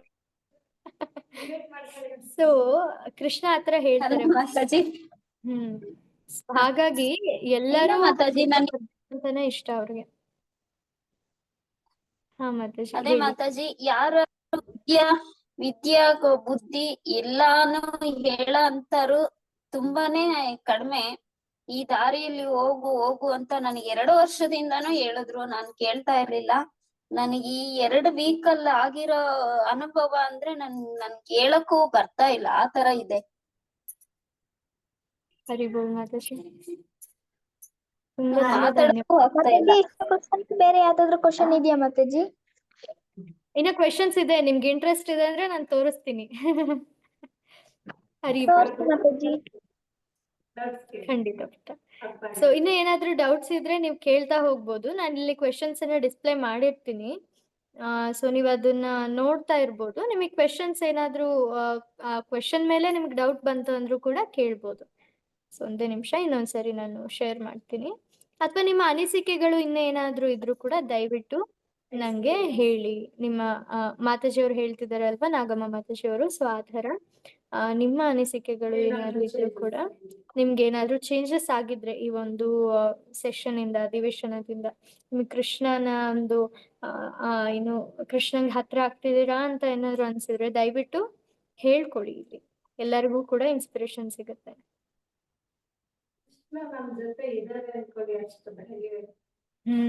ಸೊ ಈಗ ಮಾತಾಜಿಯವರಿಗೆ ಹೇಗೆ ಅರ್ಥ ಆಗಿದೆ ನೋಡಿ, ಕೃಷ್ಣ ನನ್ನ ಜೊತೆ ಇದ್ದಾರೆ ಅಂತ. ಸೊ ಆ ಒಂದು ನಮ್ಗೆ ಅರ್ಥ ಆದ್ರೂ ಸಾಕು, ನಮ್ಗೆ ಎಲ್ಲಾ ಧೈರ್ಯನೂ ಬರುತ್ತೆ, ಯಾವ್ದಕ್ಕೂ ಕೂಡ ಹೆದರೋದಿಲ್ಲ ಅಲ್ವಾ ಮಾತಾಜಿ, ನಾಗಮ್ಮ ಮಾತಾಜಿ ಅವರೇ? ಮಾತಾಜಿ, ಈಗ ನಾನು ಏನು ಕೇಳ್ತಿದಾರೆ ಅಂತ ಅಂದ್ಬಿಟ್ಟು ನಾನ್ ಕೇಳ್ಬೇಕು ಅಂತಾನೆ ನನ್ನ ಅಕ್ಕ ಉಮಾ ಮಾತಾಜಿ ಹತ್ರ ನನ್ ಕಷ್ಟ ಅಂತಲ್ಲ, ಅವ್ರು ಒಳ್ಳೆ ದಾರಿಲಿ ಹೋಗು ಅಂತ ಹೇಳ್ತಿದಾರಲ್ಲ, ತುಂಬಾನೇ ನನಗ್ ಖುಷಿ. ನನ್ ಮಕ್ಳು ನನ್ನ ನನ್ ಮಾತು ಕೇಳ್ತಿದಾರೆ. ನನಗೆ ಏನೋ ಒಂಥರ ಆನಂದ. ಈ ಕ್ಲಾಸ್ ಟೈಮ್ ಬಂತು ಅಂದ್ರೆ ಆ ಟೈಮಿಂಗ್ ನಾನು ಕ್ಲಾಸ್ ಬರುತ್ತೆ, ನಾನು ಕೇಳ್ಬೇಕು. ಏನೇ ಕೆಲ್ಸ ಇರ್ಲಿ, ಏನೋ ಈ ಮಾಡಕ್ ಹೋದ್ರುನು ನನ್ಗೆ ಅಲ್ಲಿ ಕೆಲ್ಸ ಮಾಡಕ್ ಆಗ್ತಿಲ್ಲ. ನನ್ ಕೃಷ್ಣನ್ ನಾನ್ ನೋಡ್ಬೇಕು, ನನ್ ಭಗವದ್ಗೀತೆ ಕೇಳ್ಬೇಕು ಅನ್ನೋದೇ ಬರ್ತಾ ಇದೆ. ಹರಿ ಹರಿ ಬೋಲ್ ಆತರ ಮಾತಾಜಿ. ಅನುಭವ ಆಗ್ತಾ ಇದೆ ಮೇಡಮ್. ಹಾ ಅದು ಮಾತಾಜಿ. ಕೇಳೋದಕ್ಕೆ ನನಗೆ ಅಷ್ಟು ಖುಷಿ, ಅಷ್ಟು ಆನಂದ, ಅಷ್ಟು ಇದಾಗ್ತಾ ಇದೆ. ಬೆಳಗ್ಗೆ ಕ್ಲಾಸ್ ಕೇಳ್ಬಿಟ್ಟು ರಾಧಾಕೃಷ್ಣ ಇದು ಬರುತ್ತೆ, ಅದನ್ನು ಸೀರಿಯಲ್ ನೋಡ್ಬಿಟ್ಟು ನಾನ್ ಮುಂದೆ ಕೆಲ್ಸ ಮಾಡ್ಕೊಂತೀನಿ. ನನ್ ಕೆಲ್ಸದಲ್ಲೂ ಫ್ರೀ ಆಗಿದೆ, ನನ್ ಮನ್ಸನ್ನು ಗೊಂದಲ ಇಲ್ಲ ಅವಾಗಲ್ಲ. ಅಷ್ಟು ಕೃಷ್ಣನ್ ನೆನೆಸ್ಕೋಬೇಕು ಅನ್ನೋ ಅಷ್ಟು ಇದಾಗಿದೆ. ಕುತ್ಕೊಂಡ್ರು ಕೃಷ್ಣ ಹರೇ ಕೃಷ್ಣ ಹರೇ ರಾಮ ಈ ತರ ಇದಿದೆ. ಭಗವಂತ ಹರಿ. ಇದ್ದಾನೆ ನನ್ ಜೊತೆಲಿ. ಅಷ್ಟು ತುಂಬಾ ಖುಷಿ ತುಂಬಾ ಆಗ್ತಾ ಇದೆ ಮೇಡಮ್. ಮಾತಾಜಿ ನಿಮಗೆ ಭಗವಂತ ಎಲ್ಲಾ ಕಡೆಯಿಂದಾನು ಆಶೀರ್ವಾದ ಮಾಡ್ಲಿ ಮಾತಾಜಿ. ಇದೇ ತರ ಮುಂದುವರಿರಿ ಕೃಷ್ಣ ಪ್ರಜ್ಞೆಯಲ್ಲಿ. ಇದೇ ತರ ಇನ್ನೂ ಹೆಚ್ಚು ಹೆಚ್ಚು ನನ್ ತಂದು ಆಗ್ಲಿ ಮಾತಾಜಿ. ನೀವ್ ನಂಬ್ತೀರಾ ಇಲ್ಲ ಮಾತಾಜಿ, ನಾನ್ ಭಗವದ್ಗೀತೆ ತಂದು ಉಮಾ ಮಾತಾಜಿ ಕೊಡ್ಸುದ್ರು, ತಂದು ನನ್ ಮನೇಲಿ ಇಟ್ಟೆ ಅಷ್ಟೇನೆ. ನನ್ಗ ಅದ್ರ ಕಡೆ ಗಮನ ಇಲ್ಲ. ಈ 2 ವೀಕ್ಸ್ ಅಲ್ಲಿ ನನ್ಗೆ ಎಷ್ಟು ಅನುಭವ ಆಗ್ತಿದೆ ಅಂದ್ರೆ ನಂಗೆ ಗೊತ್ತಾಗ್ತಿಲ್ಲ. ಆ ಭಗವದ್ಗೀತೆ ನಾನ್ ಮುಟ್ಟದಲ್ಲೇ ನಾನ್ ಏನು ಮಾಡಕ್ ಆಗ್ತಿಲ್ಲ. ಆ ಬುಕ್ ನನ್ಗೆ ಓದಕ್ ಬಂದಿಲ್ಲ ಅಂದ್ರೆ ಆ ಬುಕ್ ಆದ್ರೆ ಹಿಂಗ್ ತೆಗೆದ್ ನೋಡ್ಬಿಟ್ಟು ನಾನ್ ಮುಚ್ಚಿ ಇಡ್ತೀನಿ. ನನ್ಗ ಅಷ್ಟು ಖುಷಿ ಆಗುತ್ತೆ ಆ ಭಗವದ್ಗೀತೆ ತೆಗೆದ್ ನೋಡಿದ್ರೆ. ಇದ್ರಲ್ಲಿ ಇಷ್ಟೊಂದು ನನಗೆ ಇದಿದೆ. ನನಗೆ 2 ವರ್ಷದಿಂದ ನನ್ಗೆ ಅಷ್ಟೊಂದು ಹೇಳ್ತಿದ್ರಲ್ಲ ಮಾತಾಜಿಗ್, ನಾನು ಅದನ್ನೇ ಹೇಳ್ತಿದೀನಿ. ನನ್ 100 ಕೋಟಿನೂ ನನ್ ವಂದನೆಗಳ ಸಲ್ಲಿಸ್ಬೋದು ಮಾತಾಜಿ. ಅವ್ರಿಗೆ ಏನ್ ಕೊಟ್ರು ಸಾಲ್ದು. ಇಷ್ಟು ಮಾತ್ರ ನಾನು ಹೇಳ್ಬೋದು ಅಷ್ಟೇನೆ. ಖಂಡಿತ ಮಾತಾಜಿ. ಹರಿ ಹರಿ ಬೋಲ್ ಮಾತಾಜಿ. ಉಮಾ ಮಾತಾಜಿ ಅವ್ರಿಗೆ ಅವ್ರಿಗೂ ಎಲ್ಲಾ ಭಗವಂತನ ಎಲ್ಲಾ ಅನುಗ್ರಹ ಆಗ್ಲಿ ಮಾತಾಜಿ. ಯಾವತ್ತು ಮಾತಾಜಿ ಅವ್ರ ಉಮಾ ಮಾತಾಜಿ ನನ್ ಕಂಡ್ರೆ ಸಾಕು. ಹೌದು ಮಾತಾಜಿ. ಸೊ ಉಮಾ ಮಾತಾಜಿ ಅವರು ಆ ತರ ಎಲ್ಲರಿಗೂ ಹೇಳ್ತಾರೆ. ಸೊ ಕೃಷ್ಣನ್ಗೆ ಅವ್ರಂದ್ರೆ ತುಂಬಾ ಇಷ್ಟ ಇರ್ತಾರೆ. ಗುರು ಮಹಾರಾಜ್ ಅವ್ರಿಗೂ ಕೂಡ ತುಂಬಾ ಇಷ್ಟ ಉಮಾ ಮಾತಾಜಿ ಅವ್ರಂದ್ರೆ. ಹರಿ ಬೋಲ್. ಸೊ ಹಾ ಮಾತಾಜಿ, ನೋಡಿ ಯಾರು ಕೃಷ್ಣನ್ ಬಗ್ಗೆ ಎಲ್ಲರಿಗೂ ಹೇಳ್ತಾರೆ, ಭಗವದ್ಗೀತೆ ಬಗ್ಗೆ ಎಲ್ಲರಿಗೂ ಹೇಳ್ತಾರೋ ಅವರು ಅಂದ್ರೆ ಅಷ್ಟು ಇಷ್ಟ ಆಗ್ತಾರೆ ಭಗವಂತನ್ಗೆ, ಗುರುಗಳಿಗೆ ಎಲ್ಲರಿಗೂ ಇಷ್ಟ ಆಗ್ತಾರೆ. ಸೊ ಹಾಗಾಗಿ ನೀವೆಲ್ಲರೂ ಕೂಡ ಅದನ್ನ ಮಾಡಿ ಅಂತಾನೆ ಕೇಳ್ಕೊಂತಾ ಇದೀವಿ ಫಸ್ಟ್ ಡೇ ಇಂದಾನು. ನಿಮ್ಗೆ ಇಲ್ಲಿ ಏನ್ ಕಲಿತೀರಾ ಅದನ್ನ ನೀವು ಇನ್ನೊಬ್ರಿಗೆ ಹೇಳಿ. ನೀವ್ ಅದ್ ಹೇಳೋದ್ರಿಂದ ನೀವು ಕೃಷ್ಣನ್ಗೆ ಹತ್ರ ಆಗ್ಬೋದು. ಸೊ ಅದ್ರಿಂದ ನಿಮ್ಗೆ ಪುಣ್ಯ ತುಂಬಾ ತುಂಬಾ ತುಂಬಾ ಸಿಗುತ್ತೆ. ಇದು ತುಂಬಾ ತುಂಬಾ ಒಳ್ಳೆ ಮಾತಾಜಿ. ಕೆಲ್ಸ, ಕೃಷ್ಣಂಗ್ ತುಂಬಾ ಇಷ್ಟ ಆಗುವಂತ ಕೆಲ್ಸ ಇದು. ತುಂಬಾ ತುಂಬಾ ಧನ್ಯವಾದ ಮಾತಾಜಿ ನಿಮ್ಮ ಮಾತಾಜಿ. ಅನಿಸಿಕೆಗಳನ್ನ ಹೇಳಿದ್ದಕ್ಕೆ. ಹರೇ ಕೃಷ್ಣ. ಸೊ ಮಾತಾಜಿ. ಹರೇ ಹರೇ ಕೃಷ್ಣ. ಕೃಷ್ಣ. ಹರೇ ಕೃಷ್ಣ. ಪ್ರಣಾಮ. ಹರೇ ಸೊ ಕೃಷ್ಣ ಮತ್ತೆ ಮಾತಾಜಿ. ಇನ್ನು ಯಾರಾದ್ರೂ ಇದ್ದೀರಾ ಹೇಳೋದು? ಹರೇ ಕೃಷ್ಣ. ಇನ್ನು ಒಂದು 10 ನಿಮಿಷ ಇದೆ ನಮ್ಮ ಹತ್ರ. 8 ನಿಮಿಷ ಇದೆ. ಹಾ.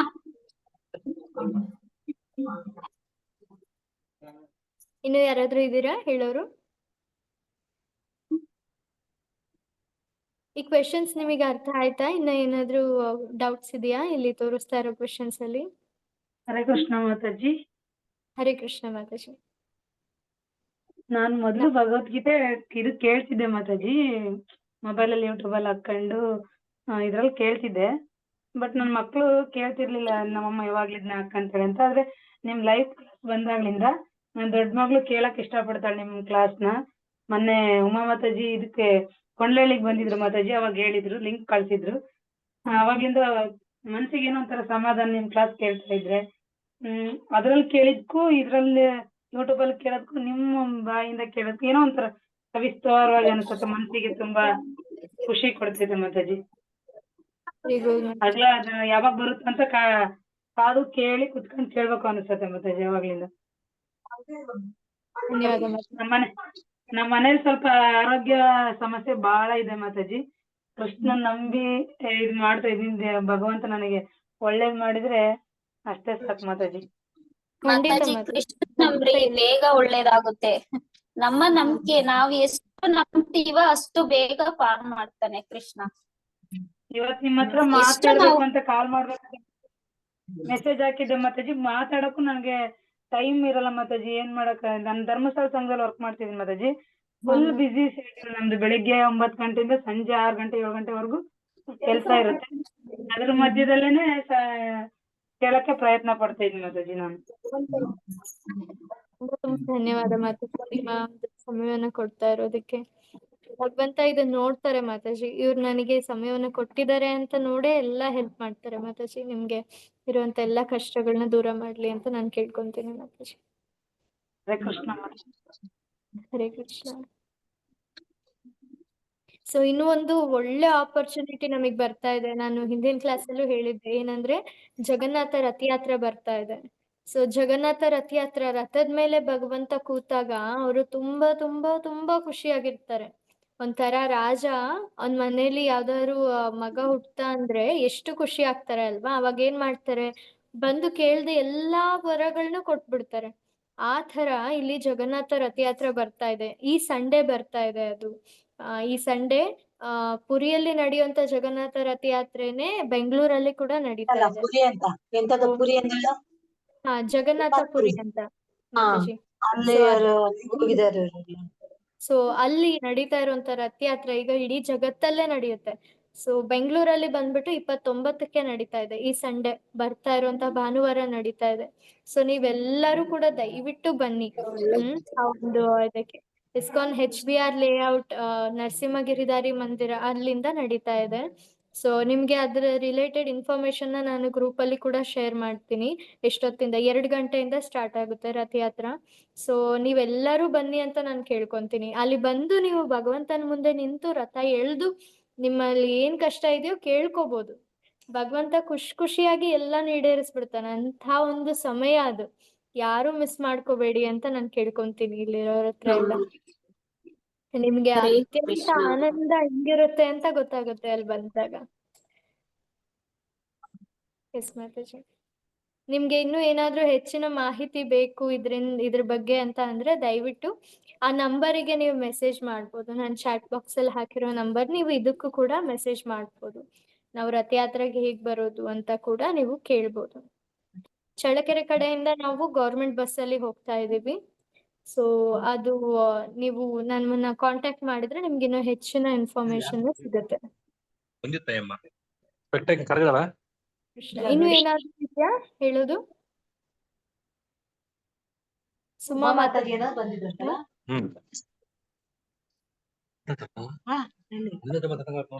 ಸುಮಾ ಮಾತಾಜಿ ಏನಾದ್ರು ಹೇಳೋದಿತ್ತ ಮಾತಾಜಿ?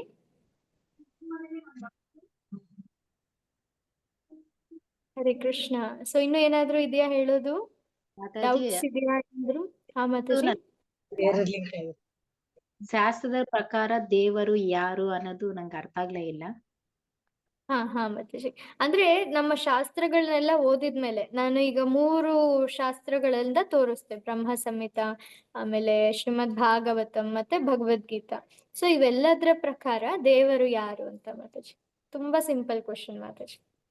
ಅದು ಶಾಸ್ತ್ರದ ಪ್ರಕಾರ ಅಂತ ಏನಕ್ಕೆ ಕೇಳ್ದೆ ಅಂದ್ರೆ, ಯಾಕಂದ್ರೆ ನಮ್ಗೆ ಅರ್ಥ ಆಗ್ಬೇಕು. ಇದು ಜಸ್ಟ್ ನಾವ್ ಯಾರೋ ನಮ್ಗೆ ಇಷ್ಟ ಅಂತ ತಗೊಂಡಿರೋದಲ್ಲ ಇವ್ರ ದೇವ್ರು ಅಂತ. ಶಾಸ್ತ್ರಗಳ ಪ್ರಕಾರ ನಮಗ್ ಗೊತ್ತಾಗ್ತಿರೋಂತ ಸತ್ಯ ಅಂತ ಮಾತಾಜಿ. ಓಕೆ, ಥ್ಯಾಂಕ್ ಯು ಮಾತಾಜಿ. ಥ್ಯಾಂಕ್ ಯು ಮಾತಾಜಿ. ಹರೇ ಕೃಷ್ಣ. ಇನ್ನೊಂದು ನಿಮಿಷ ಯಾರಾದ್ರೂ ಏನಾದ್ರೂ ಹೇಳೋದಿದ್ರೆ ಹೇಳ್ಬೋದು. ಹರೇ ಕೃಷ್ಣ ಮಾತಾಜಿ. ಹರೇ ಕೃಷ್ಣ ಮಾತಾಜಿ. ಚಳ್ಳಕೆರೆಯಿಂದ ಯಾವಾಗ ಹೋಗ್ತಿದ? ಭಾನುವಾರ ಬೆಳಿಗ್ಗೆ ಹೋಗ್ತಿದ್ದೀರಾ? ಹೌದು ಮಾತಾಜಿ, ಭಾನುವಾರ ಬೆಳಗ್ಗೆ ಹೋಗ್ತಾ ಇದೀವಿ. ನಿಮ್ಗೆ ಟೈಮಿಂಗ್ಸ್ ಎಲ್ಲ ಬೇಕಾದ್ರೆ ನನ್ಗೆ ಒಂದ್ಸರಿ ಕಾಲ್ ಮಾಡಿ ಮಾತಾಜಿ, ಅದ್ರ ಬಗ್ಗೆ ಮಾತಾಡೋಣ. ಬರೋದು ಅವತ್ ನೈಟ್ ಬಿಡ್ತೀರಾ? ಅವತ್ತಿನ ದಿನನೇ ವಾಪಸ್ ಬರ್ತೀವಿ ಮಾತಾಜಿ. ನೈಟ್ ಆಗುತ್ತೆ, ಅವತ್ತಿನ ದಿನಾನೇ ವಾಪಸ್ ಬರ್ತೀವಿ. ನೈಟ್ ಆಗುತ್ತೆ ಮಾತಾಜಿ ಬರೋಷ್ಟು. ಸೊ 1 ಡೇ ಟ್ರಿಪ್ ಇದು ಜಗನ್ನಾಥ ರಥಯಾತ್ರೆ. ಹರೇ ಕೃಷ್ಣ. ಬರ್ಕಲ್ಲಿ ಸುಮ್ಮನೆ. ಹರೇ ಕೃಷ್ಣ ಹರೇ ಕೃಷ್ಣ ಕೃಷ್ಣ ಕೃಷ್ಣ ಹರೇ ಹರೇ ರಾಮ ಹರೇ ರಾಮ ರಾಮ ರಾಮ ಹರೇ. ಹರಿ ಬೋಲ್ ಸುಮಾ ಮಾತಾಜಿ, ಧನ್ಯವಾದ. ಓಕೆ, ಸೊ ಇನ್ನೇನು ಇಲ್ಲ ಅಂದ್ರೆ ನಾವು ಒಂದು ಬಾರಿ ಹರೇ ಕೃಷ್ಣ ಮಹಾಮಂತ್ರ ಹೇಳ್ತಾ ಇಲ್ಲಿರೋರಿಗೆ ಎಲ್ಲರಿಗೂ ಕೂಡ ಭಗವಂತ ಏನು ಒಳ್ಳೇದ್ ಮಾಡ್ಲಿ, ಒಳ್ಳೇದೇ ಮಾಡೋದು ಭಗವಂತ ಆಕ್ಚುಲಿ. ಸೊ ಇಲ್ಲಿರೋರೆಲ್ಲ ಭಗವಂತಂಗೆ ಇನ್ನೂ ಹತ್ರ ಆಗ್ಲಿ ಅಂತ ಹೇಳಿ ನಾವು ಹರೇ ಕೃಷ್ಣ ಮಹಾಮಂತ್ರವನ್ನ ಹೇಳೋಣ ಒಂದ್ ಬಾರಿ. ನೀವೆಲ್ಲರೂ ಕೂಡ ಅನ್ಮ್ಯೂಟ್ ಮಾಡ್ಕೊಂಡು ಹೇಳ್ಬೋದು ನನ್ ಜೊತೆ ಹರೇ ಕೃಷ್ಣ ಮಹಾಮಂತ್ರವನ್ನ.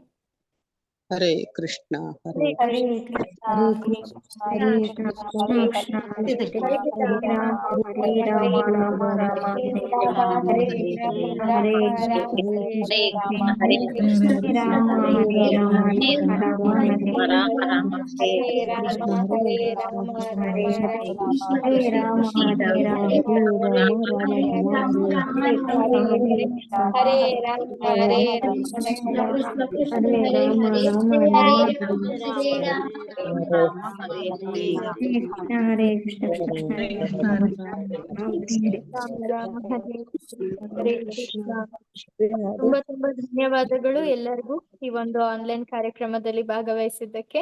ಇದೇ ತರ ಇನ್ನು 2 ದಿನ ಭಾಗವಹಿಸಿ ಅಂತ ಹೇಳಿ ಕೇಳ್ಕೊಂತಿದ್ದೀನಿ. ಹರೇ ಕೃಷ್ಣ, ದಂಡವತ್ ಪ್ರಣಾಮ್. ಹರೇ ಕೃಷ್ಣ ಮಾತಾಜಿ. ಜೈ ಹರಿನಾಮ ಹರೇ ಕೃಷ್ಣ ಸಂಕೀರ್ತನ. ಮಾತಾಜಿ. ಹರೇ ಹರೇ ಕೃಷ್ಣ ಕೃಷ್ಣ ಮಾತಾಜಿ ದಂಡವತ್ ಪ್ರಣಾಮ. ಹರೇ ಕೃಷ್ಣ ಮಾತಾಜಿ ದಂಡೋತ್ ಪ್ರಣಾಮ್. ಹರೇ ಕೃಷ್ಣ ಮಾತಾಜಿ ಹರೇ ಕೃಷ್ಣ ಮಾತಾಜಿ. ಹರೇ ಕೃಷ್ಣ ಹರೇ ಕೃಷ್ಣ ಮಾತಾಜಿ ದಂಡವತ್ ಪ್ರಣಾಮ.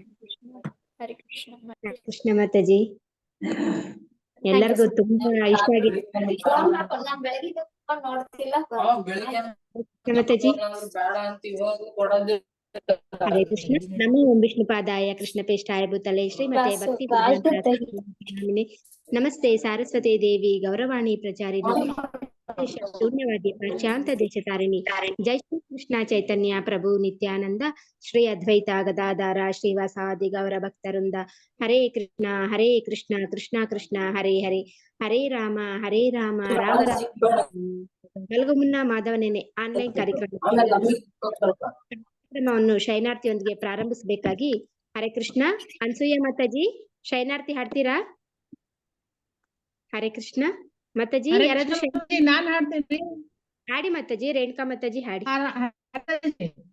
ಹಾ ಹಾಡಿ ಮಾತಾಜಿ. ರೇಣುಕಾ ಮಾತಾಜಿ ಹಾಡಿ.